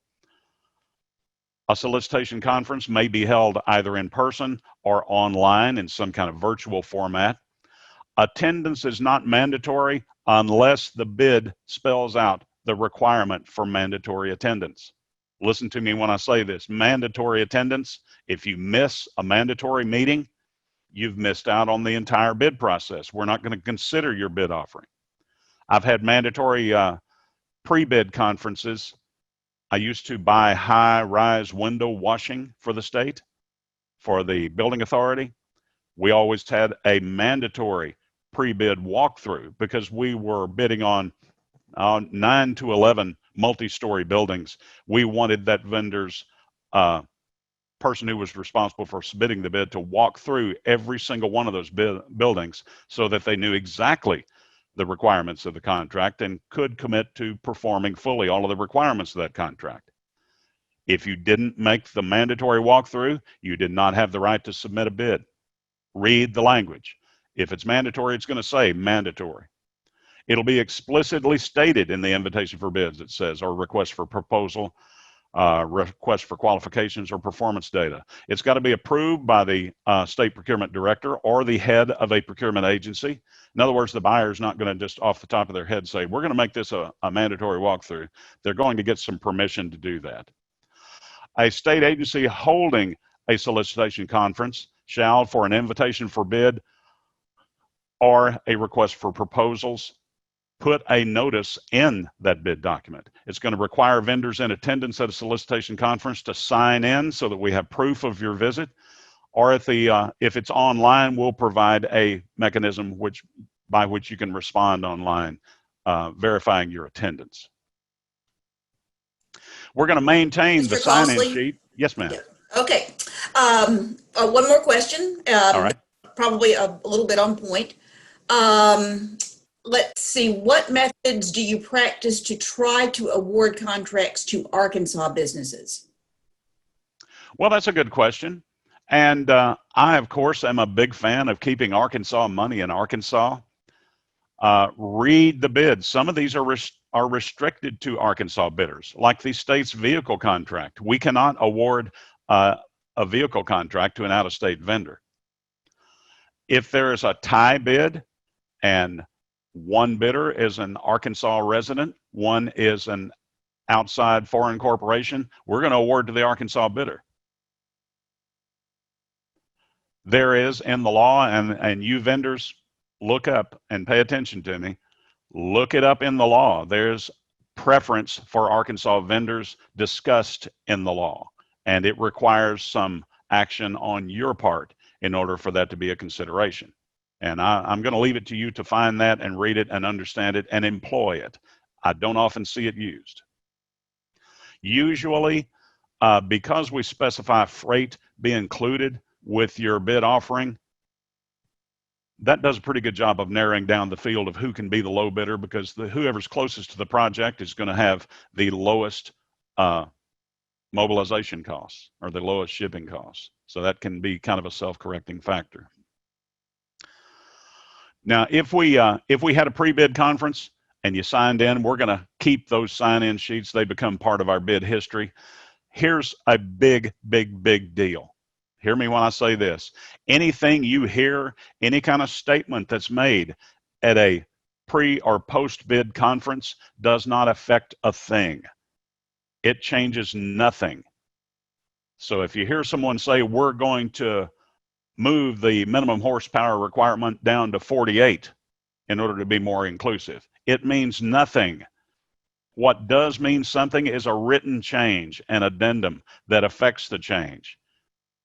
that changes those specifications from 50 to 48 in writing. So a statement means nothing.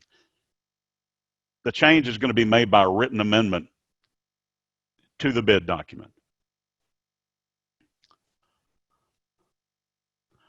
A state agency is encouraged to hold a solicitation conference if we have a contract with a potential 1 year spend of $5 million or a potential total spend throughout its entire anticipated life of $35 million, or, as point number 2 says down there, if it is of strategic importance to the state. Now, that window washing contract I was talking about that I used to do those mandatory walkthroughs on, that was about between $20,000 to $25,000 annual contract. Very low dollar amount, but it was of strategic importance to the state to get that job done properly by someone who was capable and could conform to all the requirements of the contract. So the pre-bid conference was determined to be necessary. Notice inviting bids. This is a new change. When we notify you of a competitive seal bid or competitive seal proposal, one with a initial contract period greater than $75,000, we're going to notify you no fewer than 5 days before the opening, no greater than 90 days before the opening. We're going to notify you by doing a couple of things. We will either publish it one time, at least one time, in a newspaper that has general circulation in the state, or by posting it electronically, and that's what we do. We post it to the Office of State Procurement's website. So no fewer than 5 days. That means it is possible for us to conduct a competitive seal bid and open the thing on the 6th day, if it's in the best interest of the state to do it. Now, if it's a very complex thing, we try to be aware that you're going to need some time to research to compose your bid offering. So we'll bill that time into the bid notification time. If it's a simple commodity purchase, it may be out for 2 weeks or 3. If it's a complex request for proposals, one that's going to take you a lot of time to compose your response, then it may be up to 90 days. We might even go beyond that by publishing a draft of the anticipated document, and then for the final 90 days, removing that word draft after we've gathered all the information necessary. In all instances, adequate notice shall be given. And listen to me when I say this. If you don't think I gave you enough time, call me and ask me for more time. If you can give me a justifiable reason for extending this opening date, there's every possibility that I will if I can verify what you're saying to me. Because again, my goal is to have a successful process, period. We're going to state the time, date, and location of the bid opening in that notification. We'll state the date and time and location of any kind of pre-bid or post-bid solicitation conference if one's to be held. Now, this is a general timeline of how long it takes us to do what we do. It's just a guess, so don't get excited about that. But there's a lot of truth in this document. If you look at the small order, that's the purchases less than $20,000. We say that buyers probably going to get that request off their desk in the course of a business day. Since there's no requirement in the law for a formal or informal bid process, those purchases go very quickly. Now, it may indeed take 2 or 3 days, but we're just saying they go fast, and they're not posted to any board. You have to have a relationship with that buyer or agency and make them aware that you exist and be visible to them in order to be contacted and approached for one of those small purchases. Quote bids. This is the $20,000 to $75,000 range. We say 1 to 3 days. That's not very realistic. Actually, when I was a vendor, I responded to quote bids that the highway department put out that were due in 30 days. How complicated is it? How tough is it? How complex is it? We try to take that into consideration and give you the amount of time you need to compose your bid response. And if you need more time, ask. I mean, as has always been said to me, if you don't ask the question, the answer is always no. So don't be afraid to ask. My boss, when I was a vendor, tried to scare me to death and tell me you don't want to talk to these buyers. You don't want to approach them or offend them in any way. We'll get blackballed and the company will never be able to do business again. That's the furthest thing from the truth. We buyers want your input. We value your input.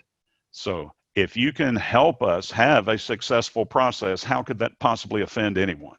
So keep that in mind. We're very approachable and we want to hear from you. Now, our next procurement method is the invitation for bid. This is a formal bid, a competitive sealed bid. Those all mean the same thing. And that's a procurement method we use when our initial contract amount is going to be greater than $75,000. It does require a sealed response. We could put those out for the minimum of 5 days. We have a suggested maximum of 21 days. Again, that's just a number we plugged in. We could go up to 90 days if it were a complex project and one that would require a lot of time for you to respond to. Now, several years ago, I bought a poultry processing factory for the Department of Correction. This was a $4 million project. I put the bid out. I put it out in August to open in September, and I said, we'll open it in 30 days. I thought that might be ample time. I then received a call from a European vendor. I learned a lot doing this purchase. It was a poultry processing plant that was going to be used in the manufacture of food, chicken. I learned that most of our food processing equipment is of European origin. It may be assembled and sold in this country, but it was manufactured in Europe.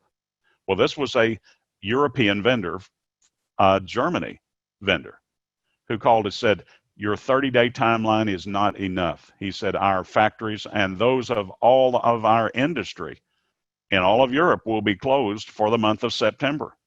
So we could not respond to your bid request. And he requested a 30-day extension. I did enough research to verify he was telling me the truth, and I granted that 30-day extension, meaning that bid, that competitive seal bid was out for 60 days.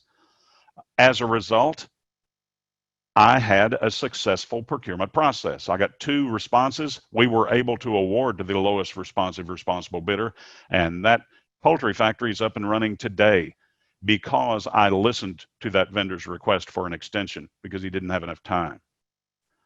So $4 million projects take a lot of time, sweat, and preparation.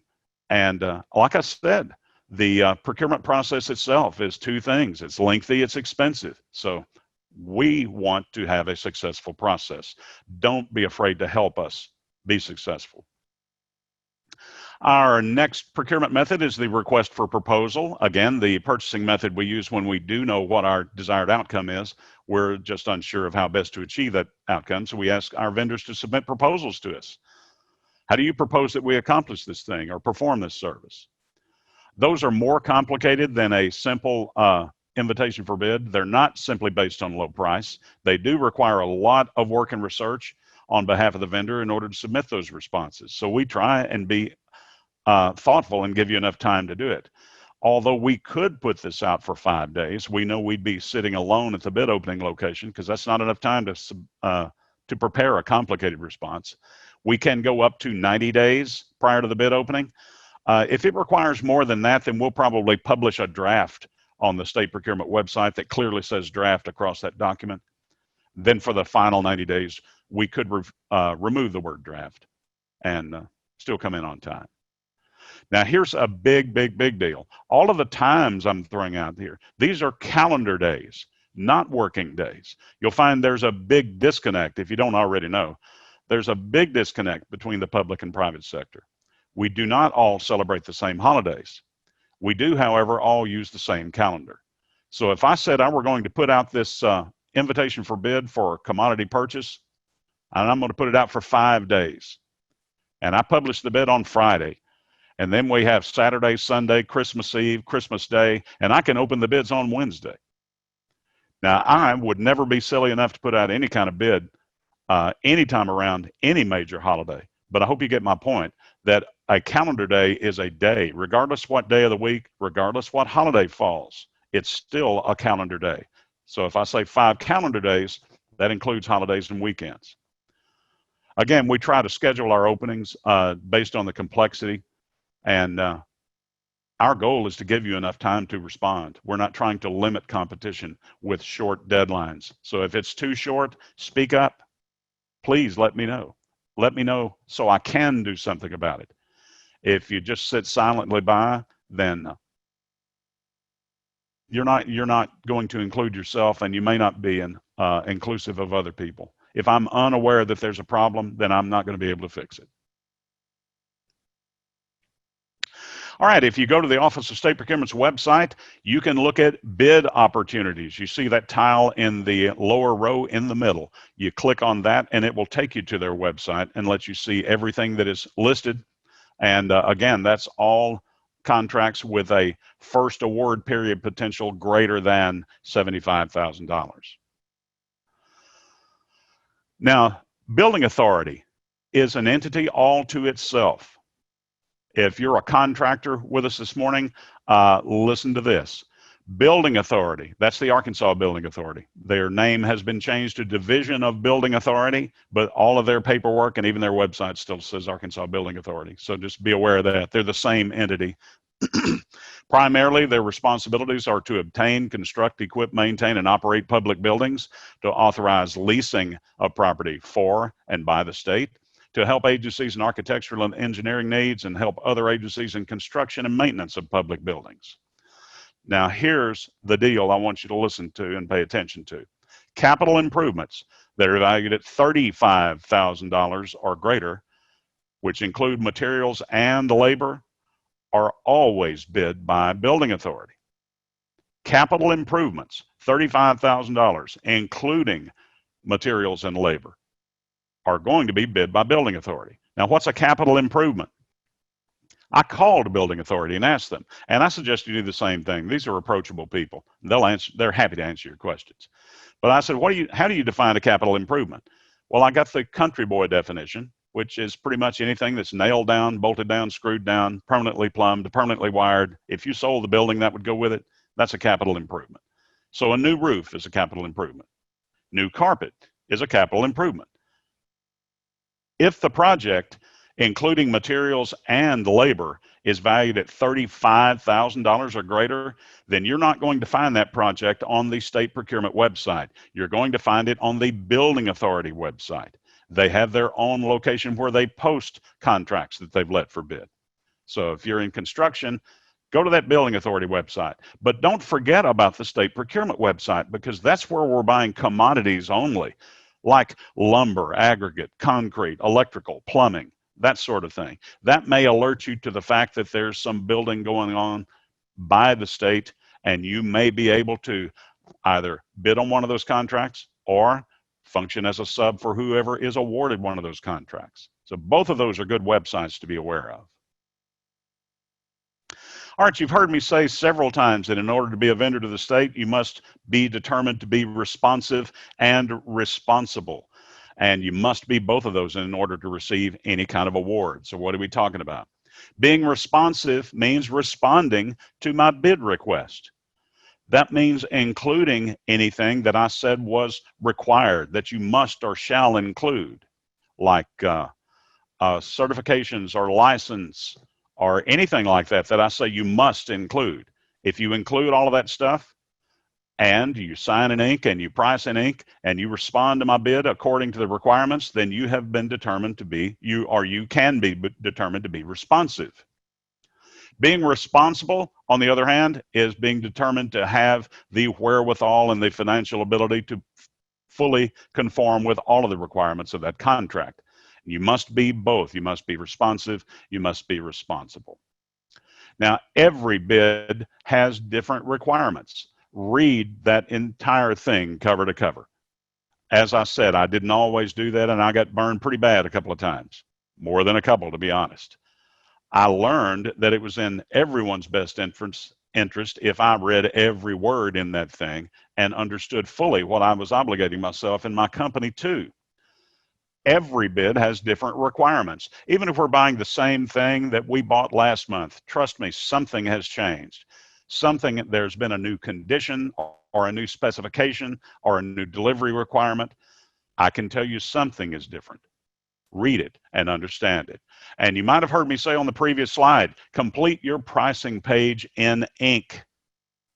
Penciled pricing will be rejected. It's spelled out in the law. We cannot accept penciled pricing. Why? Because pencil pricing could be altered. So we don't want to accept anything that's easily alterable. So must be ink. Now, is computer printed pricing acceptable? Yes. Typewritten pricing? Yes. And believe it or not, I actually know a few people that still own a typewriter. So you could use that. But handwritten in pencil? No, rejected every single time. I had to throw out a bidder on a big lumber bid, plywood contract. And actually, he was the incumbent. He was the current contract holder. It was about to time out and expire, so we were putting out a new bid for the same commodity. He submitted the low price. He was a proven performer, but he submitted his pricing all in pencil, and I had to reject it. So these are big deals. Pay attention to this. Failure to include anything that I said you must or shall include is an automatic rejection. I'm not going to call you and say, hey, you forgot to include this. Give it to me. If I said you shall include it with your bid response, or you must include it with your bid response, and you fail to do so, you're automatically rejected, no matter what it is I'm requesting. And I have, as a buyer, made stupid mistakes before. I'm capable of it, believe me. I once said for a small generator bid, you shall include manufacturer cut sheets with your bid offering, or your bid will be refused. Now, if you don't know what a cut sheet is, that's that glossy 1 or 2 page document you see at trade shows that talks about what a gloriously wonderful company it is you're about to do business with, and vaguely describes their commodities or services that they provide. That's a cut sheet. Anyone can get them any time of the day or night. You can download them yourself. For some reason, I made it a mandatory requirement on this bid. And of course, my low bidder did not include them, and I had to reject him. Even though it was a trivial piece of paper that I could have collected myself, I still made it a mandatory requirement. It was still a requirement of the bid, and he failed to conform with a mandatory requirement. Therefore, his bid was rejected. He was naturally upset and protested, and his protest was not upheld because I had made a legitimate mandatory requirement for a document that he failed to produce. So read these things. Again, pricing in ink, signature in ink, and signature in ink means a human being's signature. It does not mean a typewritten signature. We want someone to take ownership of this. We're going to ask you to print or type the name below that so that we can decipher what the name is intended to be. But there must be some sort of signature in ink by a human being with the authority to do so, who signs these bids in order for them to be acceptable. Sales tax. How do you compute sales tax when you're responding to a bid request? The answer is you do not. Sales tax is paid based upon the delivery location, not upon where you send the invoice or where the bid was let from. So in order to make this fair for everyone, we tell everyone do not include tax. If the agency does pay tax, and strangely enough, most state agencies do pay tax to the state of Arkansas. If that is an agency that pays tax that's required to, then the tax will be computed by the state and added to the invoice. If you have questions, I've been saying this over and over all morning. Prior to the opening, the buyer will be happy to answer any questions or clarify specifications. You can call and protest the specifications up to 72 hours before the opening. Now, so what happens if 48 hours before the opening, you call the buyer about a mistake they made that's, the commodity or service simply doesn't exist in the form that it was described? Well, the buyer could still make that correction, still issue an addendum, but they would move the opening date out over a week in order to keep issuing an addendum on such short notice. You can submit your questions by phone, fax, or email. As I said, I prefer email because I enjoy that paper trail. I keep all those questions with my bid history. And no one's born to be a government buyer either. That too is an acquired skill. So we do improve at this as we go along. We approve with your input. So Don't be afraid to share that input with us. Whose responsibility is it to check for changes? If I was notified and put out a change order and lowered that horsepower requirement on that tractor, or changed it to a backhoe that would actually function on an agricultural tractor, whose responsibility is it to check for changes? It is you, the vendor's responsibility. Now, as a buyer, if you had already submitted a bid and I put out a change order, as a courtesy, I would send you an email with that change order notifying you that a change had been made so that you could make the decision whether or not you wanted to change your already previously submitted bid offering. I would do that as a courtesy just because I'm interested in having a successful process. But it is not a requirement of the law that I notify you. So who's responsible for checking the website to see if there have been any changes or any addenda posted? It's you, the vendor's responsibility. Delivery. Responses have to be delivered according to the instructions in the bid document, and they must arrive prior to the bid opening at the official bid opening location as stated in the bid document, because we will not accept your late bid offering.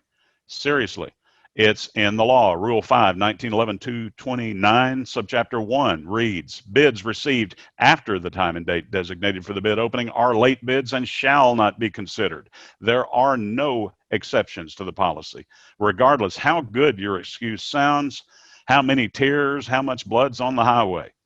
Late is late, and late responses will not be considered, and we can't consider a late response. If we did, we would never be able to make an award. We would be forever accepting bid responses. So make sure that your bid arrives prior to the opening time and date. Now, there's something else we need to talk about, another big disconnect between the public and private sector. What we call the bid opening is actually the bid closing time and date. It's the time and date after which we will no longer accept your bid offering, yet we choose to call it an opening. I have received calls from vendors that said, you're going to open this thing at 1 o'clock on Thursday afternoon, so I need to wait till after then, right? Well, that sounds logical, but it's not the case. We call it a bid opening, but it's actually the closing time and date. So you have to get your response here prior to that opening time and date in order to be considered, because we do not make exceptions. And sadly, I cannot suggest that you use the regular U.S. mail to send in your bid response, simply because they take their time. I have received bid responses that were postmarked indicating they should have gotten here on time, but actually arrived 2 to 3 weeks after the bid opening. The U.S. Mail Express service seems to be pretty good. So do all of the express carriers like FedEx and UPS. How important is it? You may want to hand carry it in, because that's permissible too. Bid openings are open to the public. I hope you know this. You are welcome to attend any bid opening you'd like to, regardless whether or not you have submitted a bid offering. I have on multiple occasions had people attend my bid openings simply for kicks because they never submitted a bid. I used to be the textile buyer for the Department of Corrections textile industry, and had one lady sit in on at least half a dozen of my textile openings. She never once submitted a bid. She told me she was researching. She thought she might like to become a vendor and simply wanted to understand our processes a little better. She was always welcome. So bid openings are open to the public. Absolutely, if you're a vendor who submitted a bid, you're welcome to attend. What happens at a bid opening?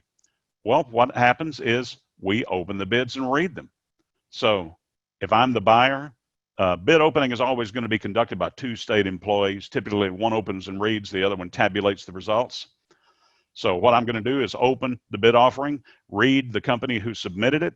Let's say there are 3 line items on there. So I'll read the price for item number 1, price for line item number 2, price for line item number 3.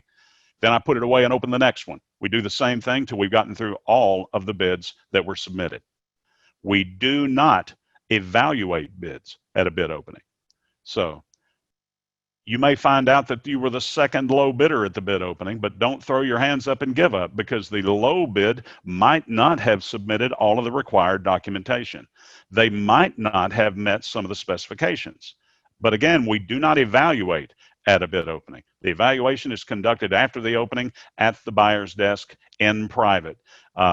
Vendors are not allowed to volunteer to help evaluate. That's up to the buyer.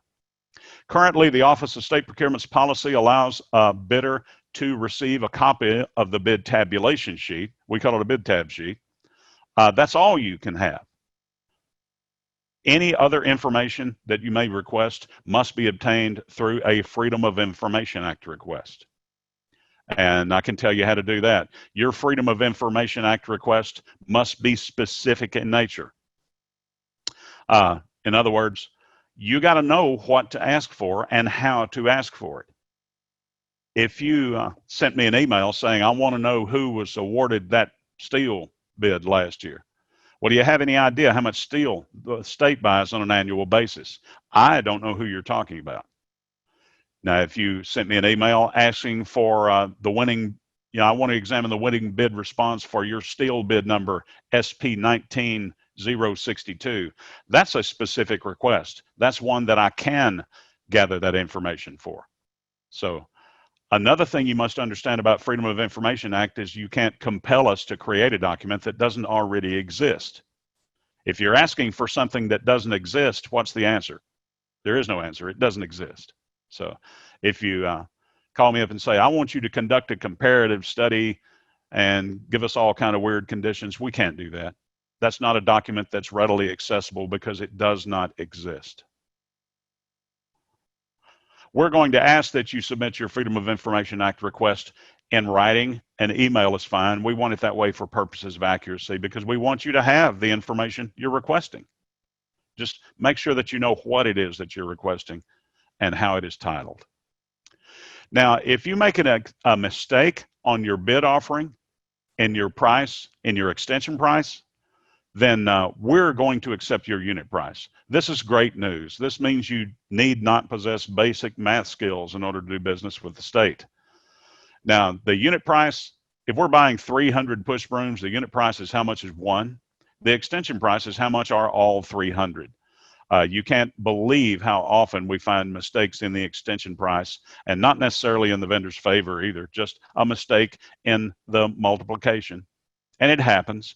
When I was a vendor, I was responsible for, actually for that company, I was the buyer, I was the sales manager. I scheduled all the work that went on the shop because we were a production facility. I knew everyone's salary because I hired and interviewed everyone that came through the door, so I could determine what was the unit price. Then I passed that document off to our receptionist, who doubled as my secretary, to do the extension. Well, as it happened, we hired this girl to be the receptionist who did not think she looked cute when she wore her glasses, so she simply would not wear them. So we got crazy extension prices from that girl because to her 3s, 5s, and 8s all looked alike. I'm telling a true story here, by the way. And it took us about 3 weeks to catch on. The girl refused to put her glasses on and walked out. She had never heard of contacts, I suppose.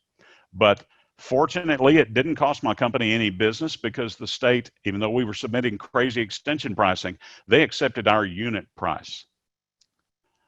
Now, if you realize that you've made a mistake on the bid that you've submitted, you can correct that mistake at any time prior to the bid opening. If it's one that was mailed into state procurement, you can go up there and say, I need to see my bid response to make a correction. They're going to make you prove who you are, that you are who you say you are, and you should find comfort in that. That means your competitor couldn't come up and confiscate or alter your bid response. Once the bid has been opened, however, no one can make any changes or corrections that would materially affect your bid price. So what if you made a horrific mistake that would cost your company thousands or tens of thousands of dollars? Are we going to hold your feet to the fire and make you perform on that contract? The answer is no. The state's not out to put anyone out of business. What we would allow you to do upon your written request is respectfully withdraw your bid offering, and we would not hold that against you. You could then turn around and bid on the very next thing we advertised. So it's less scary than you think it is. And I hope that's one thing I'm doing today, is removing from the fear of doing business with the state. All right, tie bids, how are those resolved? by the flip of a coin. And you can read about this in the law too. It's a requirement that we conduct a coin toss. Now, it doesn't happen often that two vendors will submit an identical bid for an identical product or service, but it can and will happen. In the 14 years I've been around procurement, I've seen and witnessed 2 coin tosses. It has to be conducted and witnessed by 2 state employees. Now, we do more than just throw a coin in the room. There are rules, and the rules go like this. The coin toss is always conducted by 2 state employees. One's going to toss, the other one's going to record the outcome. Here's another big deal too. The state furnishes the coin, so there can be no question as to whether or not it's a real coin or a trick coin. We're going to furnish our own coin and do our own coin toss. We're going to determine prior to the toss whose heads and whose tails. Anyone involved in the coin toss is welcome. Everyone is welcome to attend, and they surely will. We explained that we're going to flip this thing one time and one time only, and it doesn't matter where it lands. If it falls off the table onto the floor, all we're concerned with is what is the shiny side facing up, because that's going to indicate the winner and the final outcome of the coin toss. We document this process. As I said, I've witnessed 2 of these coin tosses, and both times all vendors involved attended. Both times everyone involved was satisfied with the outcome because they had a 50-50 chance. It was the toss of a coin. Now, you may think it's crazy in this electronic age that we still flip an actual coin, but if thousands or maybe millions of dollars hung in the balance, do you think I could ever convince you that this box on my desktop was going to generate a completely random result? Or would you prefer to take your chances with the toss of a coin? I believe I would take the coin toss every time because it is completely transparent. I can't see what's going on inside that computer box, but I can see the coin tossed into the air. All right, best and final offer. This is something new because you see it's got a red banner at the top. It is possible we may ask you for a best and final offer. Now, this is just permission in the law for us to do that. Before issuing a notice of award or a contract, the director or agency procurement official may request a best and final offer from each responsible offeror that is reasonably susceptible of being awarded a contract. In other words, you have to be in the running in order to be offered the opportunity to submit a best and final offer. In responding to a request for a best and final offer, the offeror or vendor may resubmit their original proposal with lower pricing or additional benefits or both, or submit a written response that states that their original proposal, including without limitation, the pricing remains unchanged. That's an offer. That's the best you can do. That doesn't mean you're disqualified. That just means that's the best offer I can make, the one I've already made. If a best and final offer is requested, the director or the agency procurement official shall evaluate each proposal submitted in response to the request for a best and final offer in determining the proposal that is the most advantageous to the state. You're not going to see this happen very often. This is, for the most part, going to be request for proposals. I don't see that it would be possible on a commodity purchase, but never say never. It's just going to be out of the ordinary if it is. Now, anticipation to award is something you need to be aware of. After a complete evaluation, bid results on contracts greater than $75,000 are going to be posted to the Office of State Procurement's Anticipation to Award website for 14 calendar days prior to award. Now, I want you to remember that 14 calendar day period, because it's going to come back to visit us here in a moment. The purpose of the posting is to establish a specific time in which vendors and agencies are aware of the anticipated award. All right, I talked about this a little earlier. There are the 2 types of contracts the state can award: a term contract and outline agreement. Those mean the same thing, remember, or OA. It's a type of contract that has estimated quantities and allows agencies to issue multiple purchase orders throughout a defined term or period that the contract remains valid. Here's something else you need to know. The state can, if it's in the best interest of the state to do so, issue a contract for up to but not exceeding 7 years in length. Typically, we get there in 1-year increments, so there's a renewal every year. upon mutual agreement, meaning the vendor has to agree to renew, and the state has to agree that the vendor's performed well and deserves a renewal. Recent legislation last year limits us to 4 years for the initial contract period. So we might issue a contract with an initial term of 4 years that allowed 3 optional 1-year renewals upon mutual agreement. 4 and 3 is 7. We can't exceed 7. But typically, as I said, we're going to do it in 1-year increments because we don't want to be locked in with a vendor we're unsatisfied with for 4 years if we're unfamiliar with that vendor. So as a safety precaution, we'll generally issue contracts for 1 year with 6 optional 1-year renewals upon mutual agreement. But it may not be necessary that a contract extend for 7 years. Read the contract. That's going to explain the term that's going to be the validity period of the contract. The other type of contract is a firm contract or PO or purchase order. Those all mean the same thing. It's a type of contract that's used to make a one-time purchase. When the agency issues the purchase order, the vendor performs, that contract is over and done. It's complete. We can't go back and reuse the same purchase order over and over.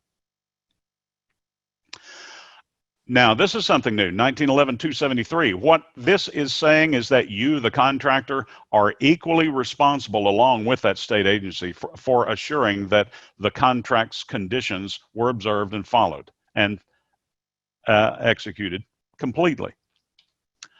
The contractor is equally responsible with the state agency for adhering to the requirements of this chapter related to the contract, content and review of the contract, and subject to the relevant ethical provisions of 1911-701.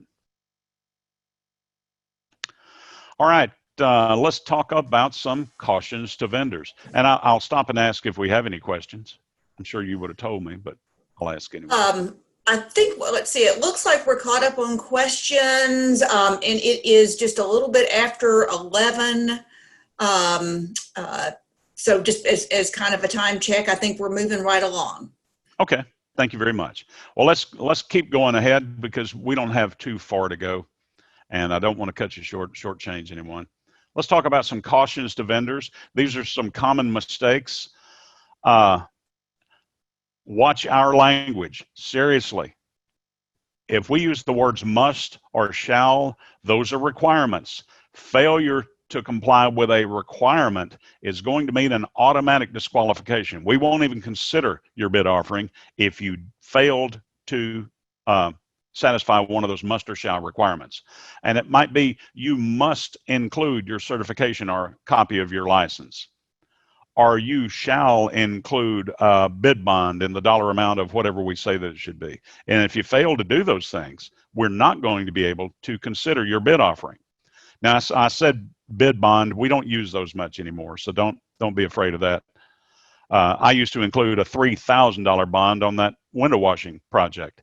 It was mainly to qualify any respondent. I wanted them to be bondable.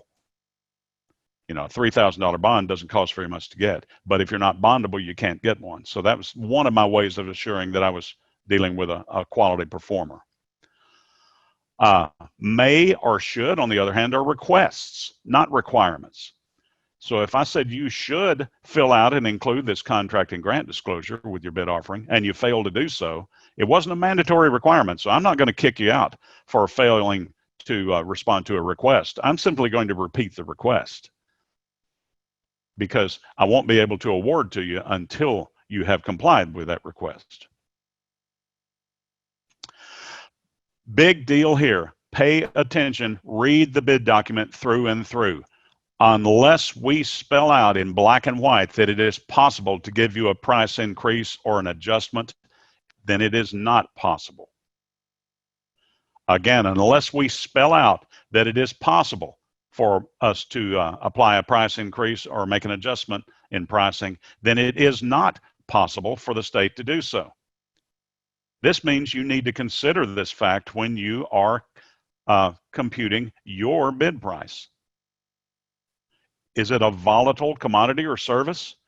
Then you may want to build some money into it, because if we didn't put in the possibility for a price increase or price escalation, de-escalation clause, as we call it, then there is no possibility. Term contract pricing can be increased only if there's a price escalation clause included in the original bid document. Now, another thing you need to know is we don't give price increases simply because of the passage of time. So you can't say it's been a year now, I need 10%, go on, give me 10. That's not justification for a price increase.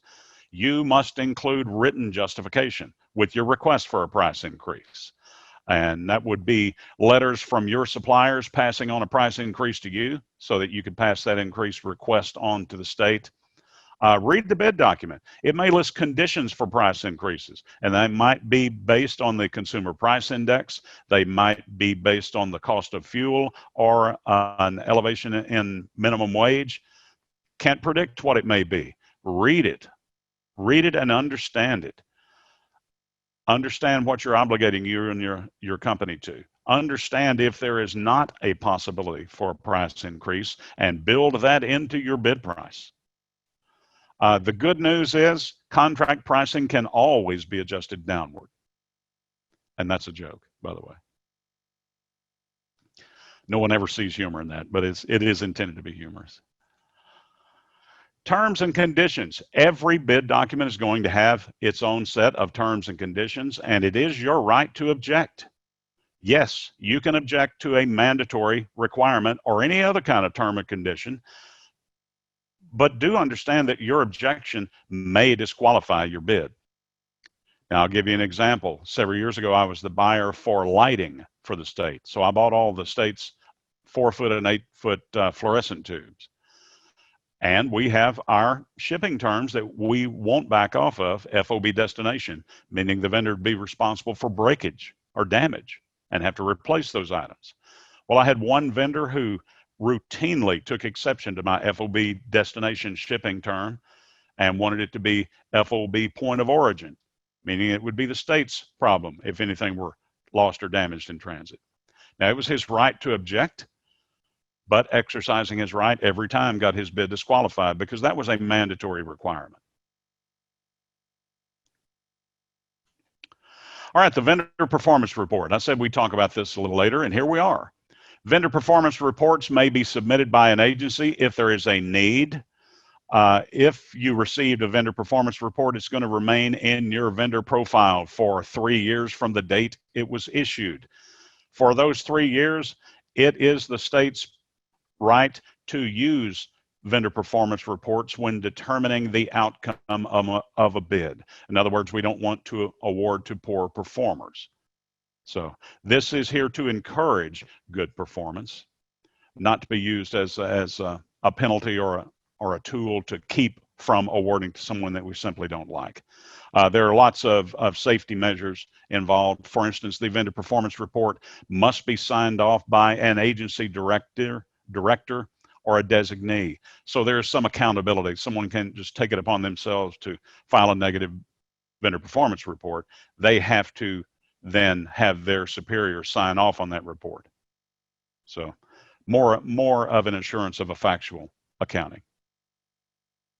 Suspension or debarment may be your result should you fail to perform on a state contract. It could result in your suspension from submitting any bids to the state for up to 3 months and or debarment for up to 3 years. We do have a link on the state procurement website to the state's debarred vendor list. And if you go there and look, you'll find that there is no one listed on it. There has not been in several years. And this is great news. This is just a testimony that we have a really good, solid vendor base, some good performing vendors. And hopefully it'll stay that way. The vendor performance report, as I said, issued by the agency that is experiencing the difficulty, remains in your file for 3 years. You do get a chance to respond to those vendor performance reports and note how you're going to correct the behavior or the problem. And that's what we hope it happens. Prior to your debarment, There will be a hearing. I mean, it's a legal process and one that you'll be heavily involved in. This is another one of those cases where you're never going to open the paper and say, "Oh my gosh, I've been debarred." No, it's a heavy duty process and one that you will be heavily involved in. And prior to a debarment hearing, you're going to be afforded the opportunity to meet with the director or head of a procurement agency and potentially reach a settlement. The last thing we want to do is suspend or debar anyone. We want you to fulfill the requirements of the contract. That's our one and only goal. All right, let's talk about protests. 1911-711, public access to procurement information. This is the Freedom of Information Act I was talking to you about earlier. Freedom of Information Act requests should be in writing. They must be specific in nature, meaning you must know what it is that you're asking about. You must know what information it is that you want retrieved. We say there may be a 25-cent per page charge. If it's a small request, like 15, 20 pages or something like that, there's probably going to be no charge at all. We try to turn these requests around quickly, within 72 hours typically, sometimes a little faster than that. When I was the lighting buyer, I was buying $1 million worth of LED A19 type lamps for the University of Arkansas's Agriculture Department to conduct a chicken house experiment, see how those birds would respond to LED lighting. This was in the infancy of the LED lamp, so these bulbs were pretty primitive at the time and no one really knew much about them. I got a Freedom of Information Act request from a potential vendor wanting every piece of email traffic between myself and the college professor that was writing or helping me write the specifications for this process. It was 183 emails. We told him there would be a charge for however many pages it was. I guess it was 183 pages, come to think. They paid it with a check and included their overnight shipping information. We got that request one day and I sent the information out the very next day. So we turn these requests around quickly. Who can protest an award? Any actual bidder, offerer, or contractor who is aggrieved in connection with the award of a contract may protest to the director or head of a procurement agency. Actual bidder, offerer, or contractor. This excludes the armchair quarterback who's simply upset. And I've gotten bunches of calls from private citizens who were objecting to an award I made to maybe an out-of-state company or whatever, who didn't even submit a bid to be considered. Well, if you don't submit a bid, or if you're not aggrieved actually in the connection with the award of this contract, you do not have the privilege to protest. All right, 1911-244, resolution of protested solicitations. Look at number 3. It says the protest shall be submitted in writing within 14 calendar days after the award or notice of anticipation to award has been posted. Remember, I told you that 14 calendar day period would come back when we said we list those on the anticipation website for 14 calendar days. That 14 calendar day period that anticipated award is listed on that website is the only window of opportunity to protest that award. Once that comes off that website, once the 14 calendar days of that posting has passed, then there is no longer a window of opportunity for protest. So your protest must be timely. It must be submitted within that 14 calendar day period. You must be an actual bidder, offerer, or contractor who was actually aggrieved in connection with that anticipated award. And there's a finite window for submitting your protest. A protest submitted by an aggrieved person under this section is now, see it's written in red up there, grounds of protest, now limited to one or more of the following grounds. Number 1, the award of the contract exceeded the authority of the director or the procurement agency. That means it was of a greater dollar amount than they had the authority delegated to them to purchase. Number 2, the procurement process violated a constitutional, statutory, or regulatory provision. Number 3, the director or the procurement agency failed to adhere to the rules of the procurement as stated in the solicitation or bid document, and failed to adhere to the rules of the procurement materially affected the contract award. Number 4, the procurement process involved responses that were collusive, submitted in bad faith, or not arrived at independently through open competition, Or finally, number 5, the award of the contract resulted from a technical or mathematical error made during the evaluation process. Now, you must do more than say, I'll take number 4. You have to state the facts that substantiate each ground on which your protest is based. And your protest may involve multiples of those 5 grounds, but they must only involve one of them. If in the event of a timely protest, the state shall not execute a contract that's a result of a protested solicitation unless the director or head of a relevant procurement agency makes a written determination that the execution of the contract without delay is necessary to protect substantial interest of the state. When we say execute a contract, we're saying award and allow the vendor to perform. That's what execution is.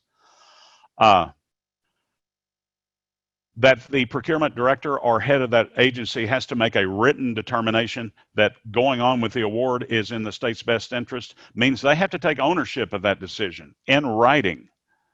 So that adds some credibility to the determination that we have to go ahead and execute that contract. Now, what kind of contract are we talking about? Well, we're talking about one that is of vital importance. How about if it's a food contract for the orphans? You can't simply because the contract was protested not feed the kids. So it might be in the state's best interest to push through the award in order to feed the orphans. You know, it's going to be situationally dependent.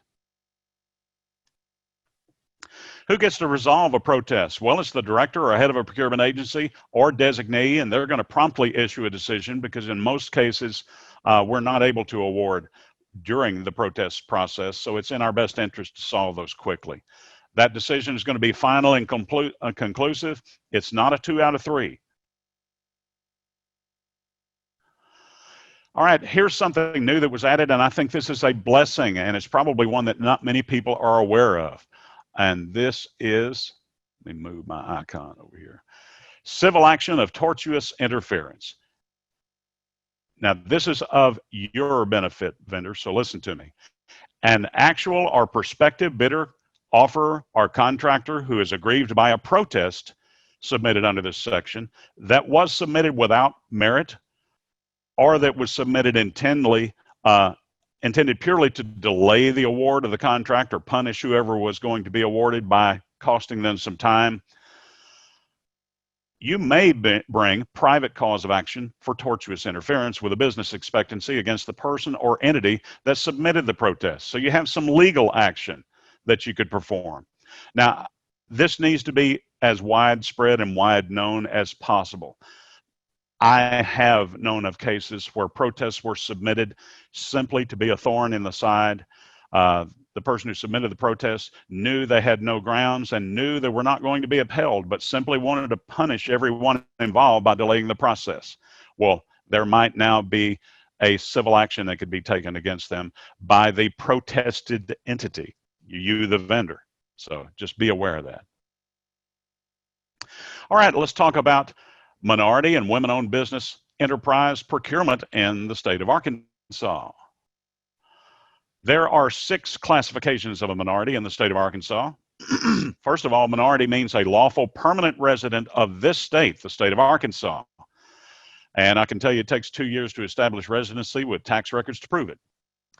And you must be one of the following in order to be considered a minority: an African American, an Hispanic American, an American Indian, an Asian American, a Pacific Islander American, or a service disabled veteran who are lawful permanent residents of the state of Arkansas. So did you notice I did not mention women in that description? Tell all my classes it's because women aren't considered minorities because they're superior. The girls always agree and tell me that's the correct answer. Actually, the answer is because women as a collective do not represent a minority. Women-owned business enterprise, however, is very underrepresented in the state of Arkansas. So we now, through changes in the law, can recognize the women-owned business as sharing the same considerations as a minority business. Definition of a minority business: A minority business enterprise is a business enterprise owned or controlled solely by one or more socially or economically disadvantaged persons. That disadvantage may arise from cultural, racial, chronic economic circumstance, background, or other similar cause. Act 1080 of 2017 brought us that change that allowed us to recognize the women-owned business enterprise and allowing it to enjoy the same considerations as any of the 6 named minorities. So it also changed the name of that division of the Arkansas Economic Development Commission. So they're now the Minority and Women-Owned Business Division of the Arkansas Economic Development Commission. The definition of a women-owned business enterprise can be found in 15.4303, Chapter 9. It's women-owned business enterprise means a business enterprise that is at least 51% owned by one or more women who are lawful permanent residents of this state, the state of Arkansas. Now, there is a classification program that is offered by the Arkansas Economic Development Commission. And they're actually your friend. If you can fit any one of those 6 minority descriptions, or if you're a women-owned business, contact Karen Castle at AEDC and make sure that you get your business registered and listed on their website. They have a search engine that buyers use in order to find businesses to offer them bid opportunities. You want to be numbered among those listed businesses that can be searched. And if you can qualify, become a certified minority business enterprise or a certified women-owned business enterprise, certified by the Arkansas Economic Development Commission. Why? Why would you bother? Because there's a lot of hoops you have to jump through. You've got to be that at least 2-year Arkansas citizen with tax records to prove it. You've got to have your business in existence for 2 years and can prove that. You got to have a bank account in the name of the business that's been active for 2 years. There's several hoops you have to jump through. Why go to all that number? What's the importance of having that C in front of your minority status indicator? Well, we want to do that because it deters fraud and abuse. I have known of companies that sold from husband to wife for $1 or $2, and the husband stayed on to run the company. The wife served as the figurehead and minority business owner. That's fraud and abuse. So this certification program helps deter that. It helps to maintain the integrity of the program. It's to help the state and other entities in tracking that minority spend, because we like to keep track of those minority spend dollars, and it ensures the program meets constitutional requirements. Here's your big takeaway. If you are the certified minority or certified women-owned business enterprise, 15.4315 tells us that the state can make purchases and code them as a small order up to $40,000. That's $40,000 we could spend with your certified minority business without going through any kind of formal or informal bid process. We can award to a certified minority or certified women-owned business enterprise a small purchase of up to $40,000, and that would be a very quick transaction, a quick turnaround, quick payment.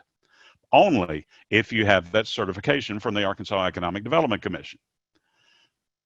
And listen to me when I say this. When you're creating that flyer for your business that you're now going to email around because of all these virus concerns, copy and paste this paragraph from the law. If you are that minority business, if you are that certified women-owned business enterprise, copy that portion that says ACA 15.4315, purchases of up to $40,000 can be made without competitive solicitation if using an AEDC certified minority business or AEDC certified women-owned business enterprise. Print that on your flyer. Show them where in the law they can go to verify that. If you want to, give them my name and phone number, and they can call me and I will verify that, yes, this exists in the law. This is where you can go find it. This is how you go about making that $40,000 purchase. Now, this is a once annual deal. We can't continue making 40, 40, 40, 40 every day from you, but once annually we could. And if you have any questions about that, I want you to contact Karen Castle with the Economic Development Commission. I'm about to give you her contact information. Is certification necessary in order for you to bid on state projects? No. Whether you're certified or not, it's not going to keep you from bidding on contracts. It's not going to get you a contract awarded either. just because you're certified. If you bid on one, you're still going to have to be the low bidder and be determined to be responsive and responsible. What it does do is give you a greater amount of visibility. You're easier to find, you're easier to locate on that AEDC website, and it gives us the ability to spend up to $40,000 with you as a small purchase. And we like doing that because it boosts our minority spend numbers, and we do have goals that we try to achieve. Here's Karen's contact information. This lady is a wealth of information for you small businesses. Whether or not you're a minority, you could get your small business listed on their search engine website. Definitely you minority and women-owned businesses, you want to get in touch with her because she will give you much greater visibility, and those people do good work. Karen Castle, her number is 501-682-7782, and there's her email address, kcastle@arkansasedc.com. All right, let's talk about the Office of State Procurement website. You know, I told you I would show you where to find all those buyer names. Well, here's where you do it. And let me know if I'm still sharing this screen, otherwise I will make a new share.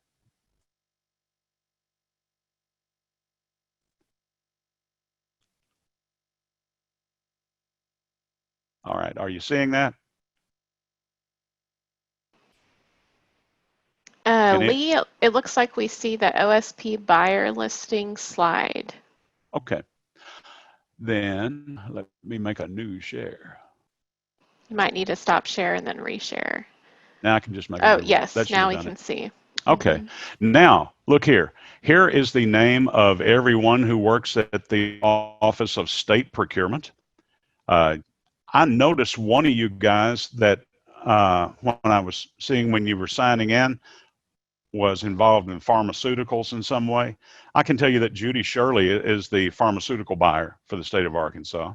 So you might want to contact her if there was something that you didn't understand about a bid, but all of her bids name her clearly as the buyer and give all of her contact information. So there's all the state procurement people. Now, if you go up here to the top and hit agency purchasing agents, by the way, all these state procurement people, they only deal in the greater than $75,000 stuff. The agency purchasing agents, however, deal in all dollar amounts up to $75,000. So let's see if we, okay. It's a spreadsheet. I'm probably going to have to do a new share.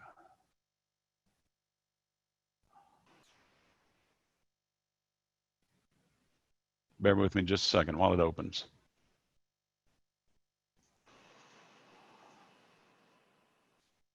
Okay, there you go.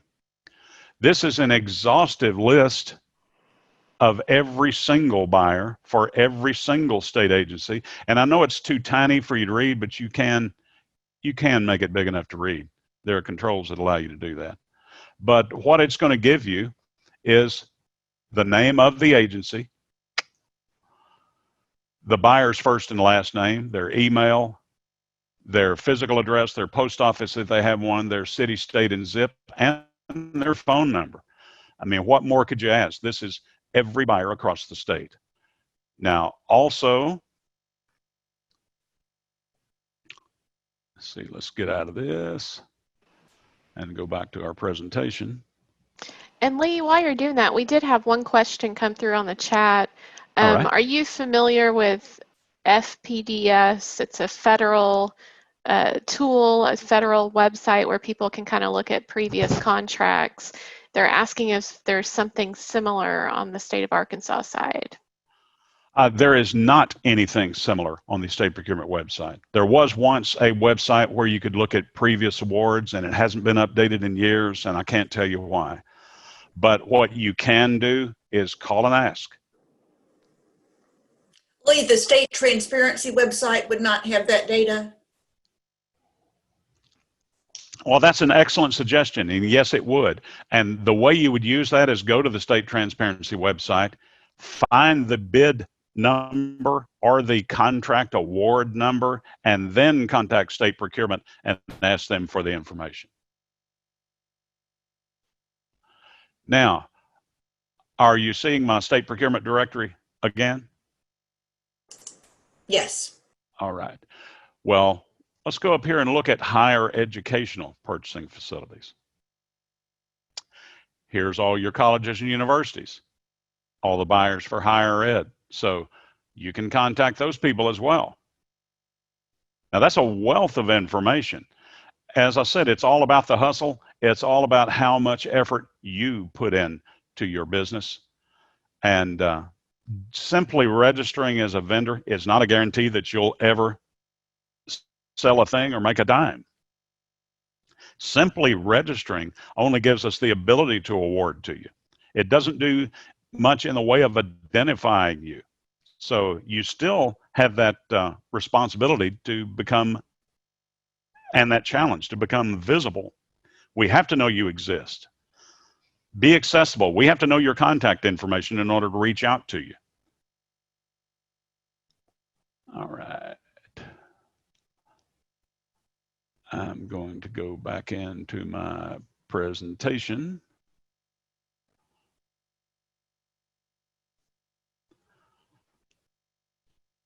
All right.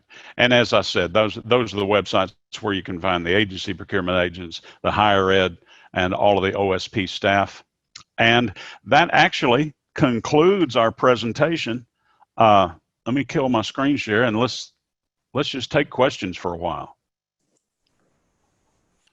Okay, you all, this is your chance. You have the expert with you. I think we are caught up on everything in chat, but we won't sign off for another couple of minutes. One thing I did want to mention, I think Melanie said at the beginning, that we will be hosting training on the program that Lee was just referring to, the AEDC's Minority and Women-Owned Business Enterprise Certification.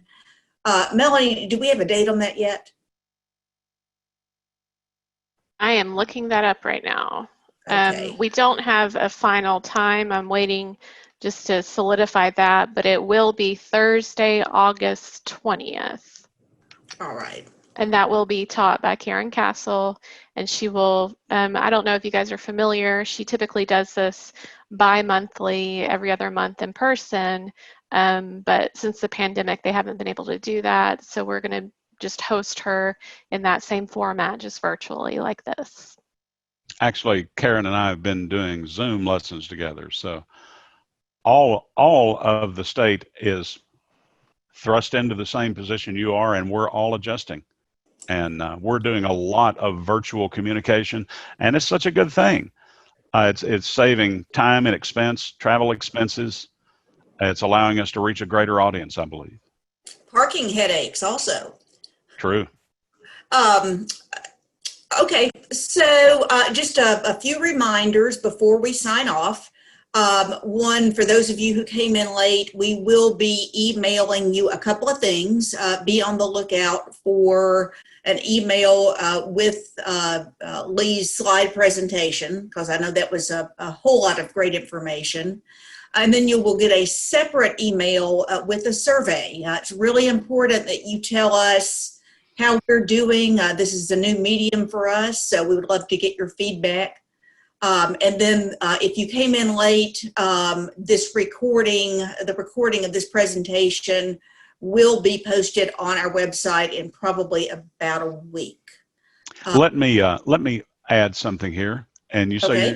you're gonna furnish the presentation to everyone who attended. Yes. You folks do not save this forever. Printed material goes out of date very quickly. And it's going to be up to you to remain aware of changes in the law and policies. So don't keep this as a forever reference. By all means, you're entitled to it and go through it. It does contain good information. But just as an example, all those websites I took you to 3 weeks ago didn't exist. So every web address in my entire presentation had to be updated. So this information does change from time to time. I just want you to be aware. Yeah, that's an excellent reminder. Looks like we don't have any more questions. Lee, we thank you so much for taking your time and sharing your expertise with us. And just if anybody wants to take a deeper dive, and need assistance in any, bid review, solicitation, strategy,